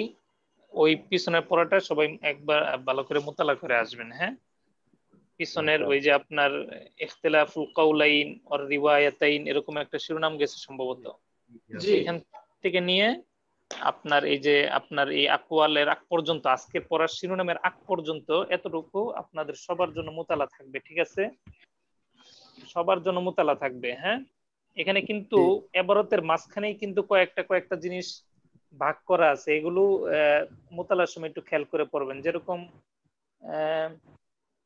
এই যে এখানে একটা এবারত আছে, কোথায় যে এরকম যে আপনার প্রত্যেকটা এবারতের শুরুতে তো আপনার শিরোনাম দেওয়া আছে। ঠিক আছে, নিসবাতুল কাউলাইন ইলা মুস্তাহিদ এরকম শিরোনাম দেওয়া আছে না? আবার এবারতের মাঝখানেও আমি বলছিলাম কোথেকে কি আলোচনা শুরু হইতেছে। হ্যাঁ এই যে নিসবাতুল কাউলাইন এর একদম শেষ পৃষ্ঠার শেষের থেকে 3 লাইন উপরে দেখেন লাকিন লা ইয়ারতাফিউল খিলাফ হ্যাঁ ফিল মাসআলাতি বাদার রুজু', পেয়েছেন? পেয়েছি জি। এখান থেকে কিন্তু আপনি নিজে একটা শিরোনাম কায়েম করতে পারেন যে হ্যাঁ মানে আপনার কোনো রুজু করার পর কোন মাসালার ক্ষেত্রে ইখতিলাফটা কি হয় না, শেষ হয়ে যায় না। ঠিক আছে, ইখতিলাফটা থেকেই যায়। এরকম এইখান থেকে একটা শিরোনাম কায়েম করে এরপর আপনি এখান থেকে বুঝে পড়লেন। এরকম এবারতের মাঝখানে শিরোনাম আছে। অনেক মাসালা আছে না, ইমাম আবু হানিফা রাহিমাহুল্লাহ পরবর্তীতে হ্যাঁ উনি শুরুতে একরকম মত দিয়েছেন, মৃত্যুর আগে উনি ওনার ওফাতের আগে আবার সেটা থেকে রুজু করেছেন। কিন্তু আমরা কি সেটাকে ওই মতটাকেই বলি নাকি সেটা ইখতিলাফ সহ বর্ণনা করি? হ্যাঁ বর্ণনা করার ক্ষেত্রে আমরা ইখতিলাফ সহ বর্ণনা করি না? যেরকম আপনার একটা মাসালা আছে, আপনার নবীজি তামার এরকম একটা মাসালা আছে না, এর উপরে নবীজি তামার জি এর পানি দিয়ে ওযু করা যাবে কিনা? যাবে? জি না, মাকরুহ। হ্যাঁ তো এটা কিন্তু ইমাম আবু হানিফা রাহিমাহুল্লাহ থেকে 2 ধরনের কওল আছে। উনি প্রথম কওল থেকে রুজু করছেন, কিন্তু আমরা এটা মাসালা বয়ান করার ক্ষেত্রে আমরা কিন্তু ইখতিলাফ সহই বর্ণনা করি। ঠিক আছে না, এখানে এটাই বলতেছে। হ্যাঁ রুজু করার পর সে ইখতিলাফটা কি হয় না, শেষ হয়ে যায় না। এরকম বুঝে বুঝে আপনারা এর আগ পর্যন্ত পুরোটা সবাই হ্যাঁ এটা আপনাদের ইয়ের সাথে গুরুত্বের সাথে গুরুত্বের সাথে সবাই মোতালা করবেন। মঙ্গলবার ক্লাসে আমি জিজ্ঞাসা করব। হ্যাঁ, ঠিক আছে। ইনশাআল্লাহ। আচ্ছা, আর তাহলে আজকে এখান থেকে শুরু হোক। আখলাকুর রহমান আল হানাফি, মাওলানা আখলাকুর রহমান আছেন ক্লাসে? একটা কাজ করা যায় কিনা, কষ্ট হবে আপনার, যদি জি কিছু জি প্রশ্ন, মানে ছোট ছোট কিছু প্রশ্ন যদি এখান থেকে তৈরি করা যায়, তাহলে এটা মানে মোতালা করাটা আমার জন্য আরো প্রশ্নের আলোকে আরো সহজ হবে আর কি। যে একটু আগ্রহ আসবে বেশি। প্রশ্ন কিছু প্রশ্ন বলতে দিয়ে মানে এই কয়েক তাহলে পৃষ্ঠার মধ্যে আপনাদের এই কয়েক মানে পৃষ্ঠার দু তিনটা জুস প্রশ্নের জুস তৈরি করে আমি গ্রুপে দিয়ে দিবনি। জি, এটা অনেক ভালো এরকমই স্যার। চাচ্ছেন? এরকম জি জি, মানে পরীক্ষার সময় যেরকম প্রশ্ন করা হয় এখান থেকে প্রশ্ন আসে, এরকম কয়েকটা প্রশ্ন দিলে আমরা বেশি করে বলতে পারবো। আচ্ছা ঠিক আছে, তাহলে আমি এটা আজকে রাতে আমি পাঠিয়ে দিব। জি, তাহলে কালকে যেহেতু সুযোগ আছে, আপনারা সেইগুলোর উত্তর আমি মঙ্গলবারে জিজ্ঞাসা করব, ঠিক আছে? আচ্ছা, এখন আমাদের পড়াটা আজকে যেখান থেকে শুরু হবে, এখানে একটা বিষয় আলোচনা করবেন, সেটা দলিল সহকারে আলোচনা হবে। আমরা কবিতায় 24 নম্বর কবিতাটা আমাদের কি ছিল?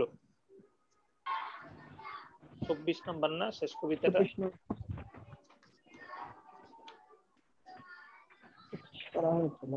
25 নম্বর ফালাম ইয়াকুন লিগাইরিহি জাওয়াবু কামা আলাইহি আকসামাল আসহাব। জি,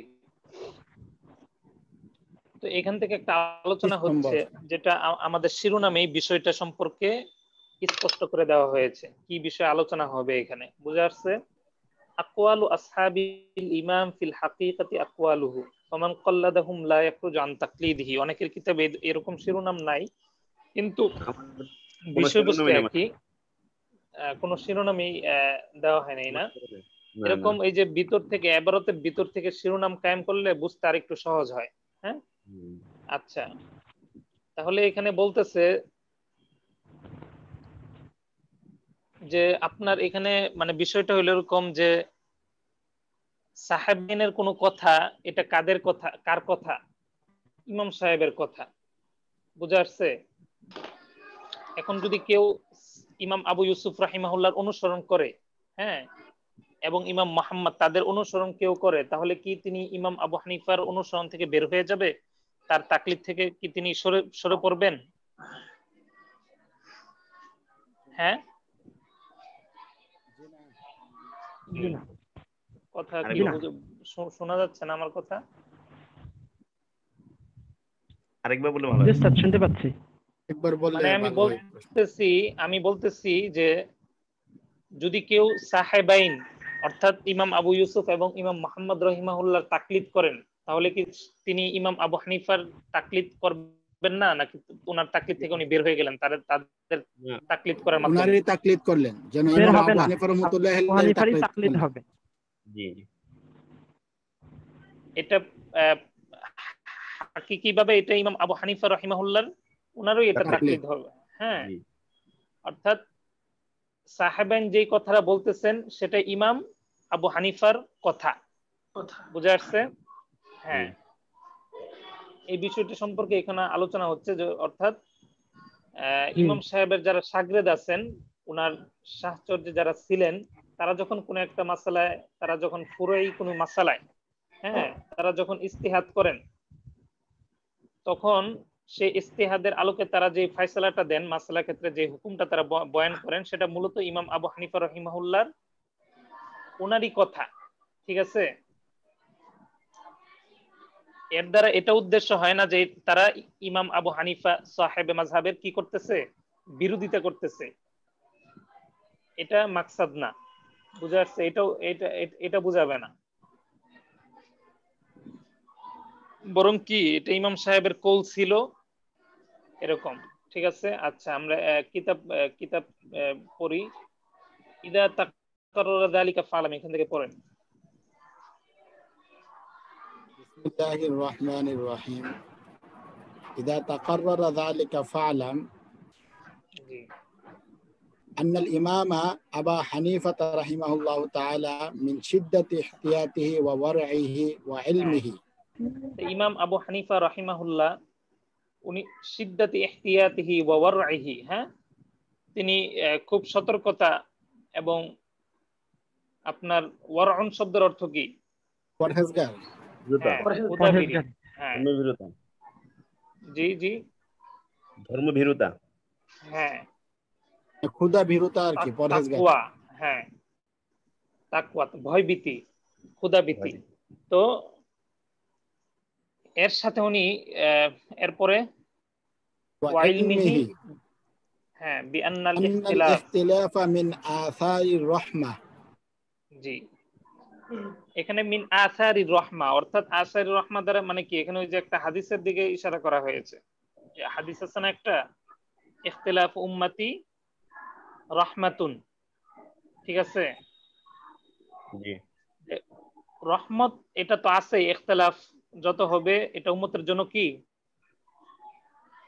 রহমত। আপনার ইখতিলাফ হতে পারে, মুস্তাহিদরা যখন কোনো আপনার শাখাগত মাসালায়, হ্যাঁ, ফুরুই মাসালায় তারা যখন কোনো তাদের কোনো ইখতিলাফ হবে, এই ইখতিলাফটা উম্মতের জন্য রহমত স্বরূপ। তো এটা রহমত থাকা মানে যদিও ইখতিলাফটা আপনার রহমত, তার সত্ত্বেও তিনি কি বলতেছেন তার সাথে তার শাগিরদেরকে, ক্বালা লি আসহাবিহি ইন তাওয়াজ্জাহা লাকুম দালিলুন ফাকুলু বিহি, অর্থাৎ যদি তোমরা কোনো দলিল পাও, ঠিক আছে, অর্থাৎ ইমাম আবু হানিফা রাহিমাহুল্লাহর কওলের বিপরীত কোনো দলিল যদি কারো কাছে কি হয়, কোনো মাসালার ক্ষেত্রে যদি কোনো দলিল তোমাদের নিকট স্পষ্ট হয়ে যায় যেটা আমার কওলের কি খেলাফ, তাহলে তোমরা কোনটাকে গ্রহণ করবা? কি বলতেছেন ইমাম সাহেবে মাযহাব, ইমাম আবু হানিফা রাহিমাহুল্লাহ কি বলতেছেন? হ্যাঁ, ফাকুলু বিহি, ঠিক আছে, দলিলের মাধ্যমে যেটা স্পষ্ট হয়েছে সেটাকে কি করতে হবে? গ্রহণ করতে হবে। বুঝা আসছে? গ্রহণ করতে হবে। হ্যাঁ, এরপরে কি আছে? জি, فكان كل يأخذ برواية عنه ويرجحها, হ্যাঁ, প্রত্যেকে তার থেকে রিওয়ায়াত গ্রহণ করতেন এবং হ্যাঁ, দলিলের আলোকে প্রাধান্য দিতেন। কুল্লু ইয়াখুযু বিরিওয়ায়াতি আনহু ওয়া ইউরাজ্জিহুহা কামা হাকাহু ফি দুররিল মুখতার। আল্লামা দুররিল মুখতার কার লেখা কিতাব? হাসকাফি রাহমাতুল্লাহ, আলাউদ্দিন হাসকাফি। হ্যাঁ, আচ্ছা, তাহলে প্রত্যেকেই অর্থাৎ ইমাম আবু হানিফা রাহিমাহুল্লাহর শাগিরদগণ সবকিছুই ইমাম আবু হানিফা রাহিমাহুল্লাহ থেকে কি করতেন? রওয়ায়াত করতেন, অর্থাৎ তার থেকে রওয়ায়াত যত বিষয় আছে সেগুলোকে তারা গ্রহণ করতেন এবং সেটাকে কি করতেন? প্রাধান্য দিতেন, ঠিক আছে। আচ্ছা, যে আপনার আল্লামা হাসকাফি রাহিমাহুল্লাহর দুররে মুখতারের মধ্যে উল্লেখ আছে। এরপরে পড়েন অফিল, এটা বিষয়টা কি হলো? প্রত্যেকেই তার থেকে রওয়ায়াত গ্রহণ করতেন, তারজিহ দিতেন, এটা আগের দলিলের সাথে সম্পর্কটা কি কি হলো এটা? এখানে বিষয় হচ্ছে আপনার ইমাম আবু হানিফা রাহিমাহুল্লাহ যে বলতেছে এই কথাটা, ক্বালা লি আসহাবি ইন তাওয়াজ্জাহা লাকুম দালিলুন ফাকুলু বিহি, উনার এই কথাটাই উনার এই যে ক্ষুধা ভীতি, আপনার ইহতিয়াত, সতর্কতা, এটার প্রমাণ বহন করে। অর্থাৎ যখন কোনো উনার একটা কথা আছে না আপনার, ইদা সাহহাল হাদিস ফাহুয়া মাযহাবু আবি হানিফা ফাহুয়া মাযহাবি, হ্যাঁ, মানে যখন শাগিরদেরকে উনি বলতেছেন যে উনার কথাটাই শেষ কথা না, ঠিক আছে, যখন কোনো মাসালায় আপনার কোনো দলিলের মাধ্যমে যখন তোমাদের নিকট স্পষ্ট হয়ে যাবে তখন তোমরা সেটাকেই গ্রহণ করবা, ঠিক আছে।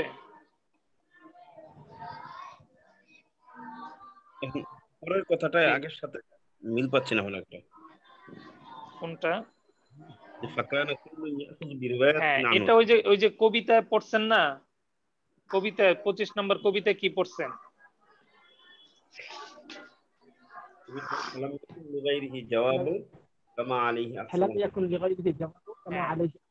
ওরা ইমাম সাহেবের শাগরেদগণ, ইমাম আবু হানিফা রহিমাহুল্লাহ শাগরেদগণ ইমাম আবু হানিফা রহিমাহুল্লাহ থেকে বর্ণিত রিওয়ায়াত গুলোকেই তারা গ্রহণ করেছেন, ঠিক আছে, এবং সেটাকেই তারা প্রাধান্য দিতেন, ঠিক আছে। আচ্ছা, সামনে পড়ে ভিন্নতা হয় তাহলে তারজি কিভাবে দিবেন? তারজি দেওয়ার ক্ষেত্রে আপনার কি কি শর্ত সেটা তো আপনারা পড়ছেন, ঠিক আছে। মুস্তাহিদ যারা, অর্থাৎ প্রথম তবকা থেকে পঞ্চম তবকা পর্যন্ত যারা, আমরা তো দাবি করতে পারি না যে আমরা তো সর্বোচ্চ দাবি করতে পারি আমরা সপ্তম তবকার, ঠিক আছে। এই তবকার লোকেরা প্রথম তবকা থেকে পঞ্চম তবকা পর্যন্ত যারা আছেন ইমাম সাহেব, তারা যে কোনো মাসালায় ইমাম আবু হানিফা রাহিমাহুল্লাহ থেকে যদি দুটি কৌল পাওয়া যায় কোন একটা মাসালায়, তাহলে ওনারা যারা মুস্তাহিদ ছিলেন তারা সেটাকে কোন একটা কৌলকে তারা প্রাধান্য দিতেন। এগুলো আলোচনা তো পিছনে গেছে। আচ্ছা, সামনে পড়েন।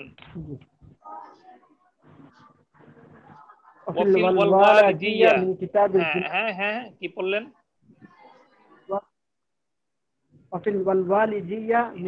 মিন কিতাবিল জিনায়াত। ওয়াল ওয়ালিজিয়া কোন কিতাব এটা? জানায়াতের কিতাব এটা, মানে শাস্তি বা হদ না, কিতাবের পরিচয় কি?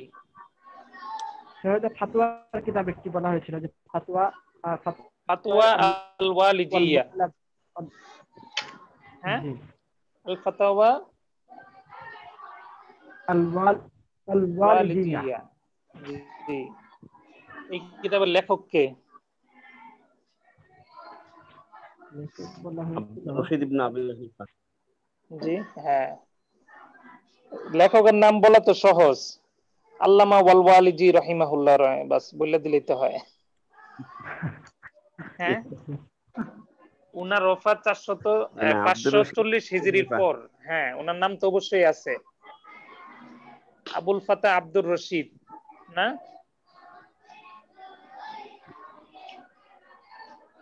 আবুল ফাতা জহিরউদ্দিন আব্দুর রশিদ ইবনে আবি হানিফা আল ওয়ালিজি। আব্দুর রাজ্জাক আল ওয়ালিজি। জহিরউদ্দিন।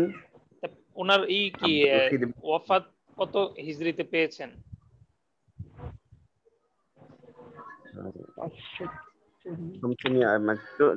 540। হ্যাঁ, 540 হিজরির নির্দিষ্ট না, এরপরে যে কোনো সময় হয়েছে আর কি, ঠিক আছে। হ্যাঁ, এরপরে পড়েন, কিতাব পড়েন, শেষ হয় নাকি? দ্রুত পড়তে হবে। এখানে তো তরজমা করার কিছু নেই। ক্বালা আবু ইউসুফ মা কুলতু কওলান খালাফতু ফিহি আবা হানিফাতা ইল্লা কওলান কদ কানা ক্বালাহু। হ্যাঁ, এবারত পড়ে গেলেই হবে, দ্রুত পড়বেন। ওয়া রুইয়া আন জুফরা আন্নাহু ক্বালা মা খালাফতু আবা হানিফাতা ফি শাইইন ইল্লা কদ ক্বালাহু সুম্মা রাজা আনহু ফাহাদা ইশারাতুন ইলা আন্নাহুম। হ্যাঁ, বুঝা আসছে কি পড়তেছি? জি স্যার, পরিষ্কার। কি আছে? ইমাম আবু ইউসুফ রাহিমাহুল্লাহ কি বলতেছেন? যে আমি এমন কোন বিষয়ে আবু হানিফা রাহমাতুল্লাহি আলাইহির যে বিপরীত মত বা বিরোধিতা করিনি যেটা তিনি বলেননি, অর্থাৎ তার কওলটা মূলত আবু হানিফা রাহমাতুল্লাহি আলাইহির কোন একটি কওল, আর ইমাম জুফর রাহমাতুল্লাহি আলাইহি থেকে উনি ওনার মতের কোনো বিরোধী কোন মত উনি বলেন নাই, ঠিক আছে। উনি যেই মতটা বলেছেন সেটা ইমাম আবু হানিফা রাহিমাহুল্লাহর ওনারই মত, ঠিক আছে। হ্যাঁ, পূর্ব মত ছিল। হ্যাঁ, ওয়া রুবিয়া আন জুফরা আন্নাহু ক্বাল, কি আছে? মা খালাফতু, একই কথা, আবা হানিফাতা ফি শাইইন ইল্লা কদ ক্বালাহু সুম্মা রাজা আনহু, ঠিক আছে। জি, মানে কখনো হয়তো ইমাম আবু হানিফা রাহিমাহুল্লাহ এই কথাটা বলেছেন, পরবর্তীতে তিনি তার থেকে কি করেছেন? রুজু করেছেন। আচ্ছা, সুতরাং ফাহাদা ইশারাতুন ইলা আন্নাহুম, এই কথাগুলো কিসের দিকে ইঙ্গিত করে? মাসালাকু তরিকাল খিলাফ, তারা ইখতিলাফের পথ বেছে নেননি, মানে ওনার সাথে খেলাফ করেনি, বরং তিনি যা বলছেন তারা তাই বলছেন। হ্যাঁ হ্যাঁ, শুধু আগে পরেরটা বেশ কম করছে আর কি। জি বাল ক্বালু মা ক্বালু আন ইজতিহাদিন ওয়া রাইন, মানে তারা ওইটা তিনি তারা যা ইজতিহাদে বলেছেন সেটা ছিল ইজতিহাদ এবং মতামত ব্যক্ত করা ইত্তিবাআন লিমা ক্বালাহু উস্তাদুহুম আবু হানিফা, তাদের উস্তাদ আবু হানিফার অনুসরণ করেই তারা মত এবং মত প্রকাশ করেছেন এবং ইমাম আবু হানিফা রাহিমাহুল্লাহ ইত্তেবা করেই তারা সেই ইজতিহাদ করেছেন। ঠিক আছে, অর্থাৎ তারা ইজতিহাদ এবং রায় হিসেবে আন ইজতিহাদিন ওয়া রাইন, ইজতিহাদ এবং রায় হিসেবে উনারা যা বলেছেন শাগরেদগণ, ঠিক আছে, উনারা যা কিছু বলেছেন তা স্বয়ং ইমাম আবু হানিফা রাহিমাহুল্লাহ তাদের উস্তাদ ইমাম আবু হানিফা রাহিমাহুল্লাহ উনার কথার অনুসরণ করেই ইত্তেবা করেই উনারা কি করেছেন বলেছেন। জি, এরপরে এখানে বোঝানোর উদ্দেশ্য এটাই যে ইমাম আবু হানিফা রাহিমাহুল্লাহর ওনারা যা কিছু বলেছেন, যে মাসলা ইজতিহাদ করেছেন, ইজতিহাদ করে যে রায় ওনারা দিয়েছেন, সবকিছু ইমাম আবু হানিফা রাহিমাহুল্লাহর মত, এবং তার কথা ইমাম আবু হানিফা রাহিমাহুল্লাহর মত তার অনুসরণ করেই ওনারা বলেছেন। ইমাম আবু হানিফা রাহিমাহুল্লাহর বক্তব্যের বাইরে গিয়ে ওনারা কিছু বলেন নাই। আচ্ছা, এরপরে ফাতওয়া আল হাওয়ি আল কুদুসি, এই কিতাব মনে হয় পিছনে একবার গেছে, এই কিতাবের নাম গেছে না পিছনে? আচ্ছা, এখান থেকে আলোচনা করবে যে ইমাম আবু হানিফা রাহিমাহুল্লাহ, যেটা আপনারা শিরোনামে দেখছেন, ইমাম আবু হানিফা রাহিমাহুল্লাহর কোন শাগরেদের কোন একটা মতকে যদি আপনি অনুসরণ করেন, সেই মতের অনুসরণ করে সেটার উপরে আমল করেন, অনুসরণ করা মানেই তো আপনার আমল করা অথবা ফতোয়া দেওয়া, তাহলে আপনি ইমাম আবু হানিফা রাহিমাহুল্লাহর মাযহাব থেকে, হানাফি মাযহাব থেকে যে আপনি বের হয়ে গেছেন বিষয়টা এমন না। ঠিক আছে, আপনাকে একজন হানাফি বলা হবে। ঠিক আছে, আখলাকুর রহমান আল হানাফি ভাই, কথা বুঝে আসছে? আপনাকে হানাফি বলা হবে। আচ্ছা, জি, তাহলে এখানে কি আছে? ওয়াইদা আখাযা বিকাউলি, হ্যাঁ আমার এখানে শিরোনাম দিছে এখান থেকে, আল আখযু বিকাউলিন ওয়াহিদিন মিন ওয়াল আখযু বিকাউলিহি। জি, অর্থাৎ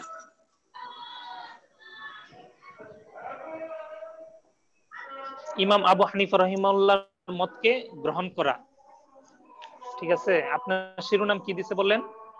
আল আখযু বিকাউলিন ওয়াহিদিন মিন আসহাবিল ইমাম ওয়াল আখযু বিকাউলিহি। আপনার এই যে এবারতে আসতেছে আপনার শিরোনাম।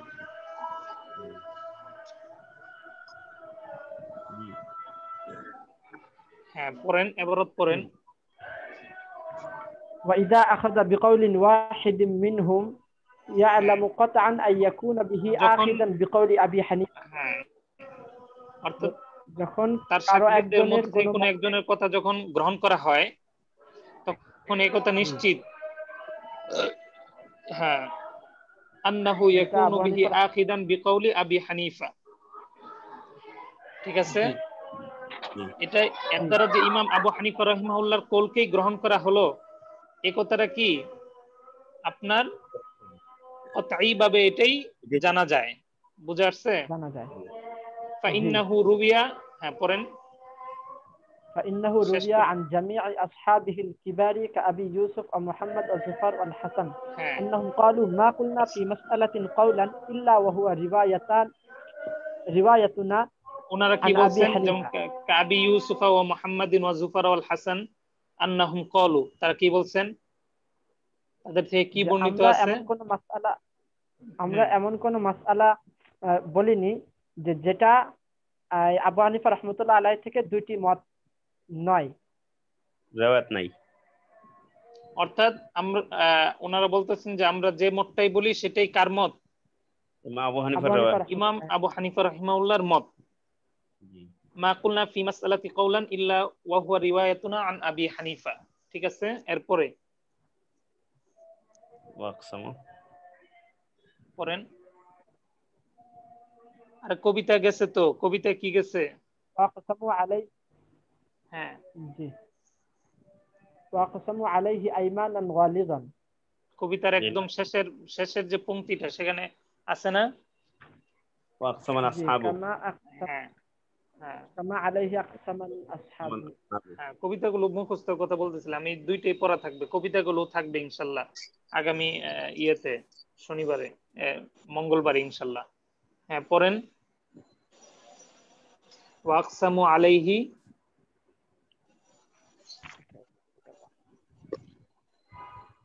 পড়েন না কেন আপনারা? বুঝতেছেন? ওয়াকসামু আলাইহি আইমানান গিলাযা ফালাম ইয়াতাহাক্কাক ইযনুন ফিল ফিকহি, ইযনুন ফিল ফিকহি জাওয়াবুন ওয়ালা মাযহাবা ইল্লা লাহু। সুতরাং তারা ওয়াকসামু আলাইহি আইমানান গিলাযা, তারা খুব কঠিন ভাবে এই ব্যাপারে কসম করেছে। ফালাম ইয়াতাহাক্কাক ইযনুন ফিল ফিকহি জাওয়াবুন, ফিকহের ক্ষেত্রে ফালাম ইয়াতাহাক্কাক ইযনুন, কোনো অনুমতি নাকি জবাব নেই, জবাব নেই। ওয়ালা মাযহাবুন ইল্লা লাহু কাইফা কানা, মাযহাব ছাড়া অন্য কোনো মাযহাব এখানে নেই। কাইফা কানা, কিভাবে হতে পারে এটা? ওয়ামা নুসবিলা ইল্লা বিতারিকিল মাজাজ, মাজাজ পদ্ধতিতে হলেও এটা তার দিকেই নিসবত হচ্ছে, দিল মুওয়াফাকাতি। সরাসরি হোক মানে না হলেও ছাত্রের মাধ্যমে হচ্ছে, ঠিক আছে? মানে আপনার যখন ওমা নুসিবা ইলা গায়রিহি ইল্লা বিতারিকিল মাজাজ, এটা বুঝছেন এই কথাটা? মানে সরাসরি, জি হ্যাঁ, সরাসরি নিসবত না হলেও মাজাজান তার দিকেই এটা নিসবত করা হয়। হ্যাঁ আচ্ছা, এরপরে ফাইন কুলতু ইযা রাজা আল মুজতাহিদু আন কাওলিন লাম, হবে না, কুলতু হবে না কুলতা? হ্যাঁ কুলতা, হ্যাঁ কুলতা। যদি عن قول لم يبق قولا له لأنه صار كالحكم منسوخ كما سيأتي। আজান দিয়ে দিছে না? আচ্ছা, এখানে একটা প্রশ্ন করার পর এরপর আল্লামা ইবনে আবিদিন শামী এই যে সামনে এবারত আসছে কুলতু, হ্যাঁ এখান থেকে জবাব দিবেন, ঠিক আছে? আচ্ছা ঠিক আছে, এই প্রশ্নের জবাব এটা কালকে থাকবে ইনশাআল্লাহ। হ্যাঁ, যদি কেউ প্রশ্ন করে তাহলে এটা কি জবাব উনি দিয়ে দিবেন সামনে। হ্যাঁ আচ্ছা ঠিক আছে, জি। আসসালামু আলাইকুম ওয়া রাহমাতুল্লাহি। আর হুজুরে আমার এমবি না থাকার কারণে আপনি ছিলেন না, না? আচ্ছা ঠিক আছে, আসসালামু আলাইকুম।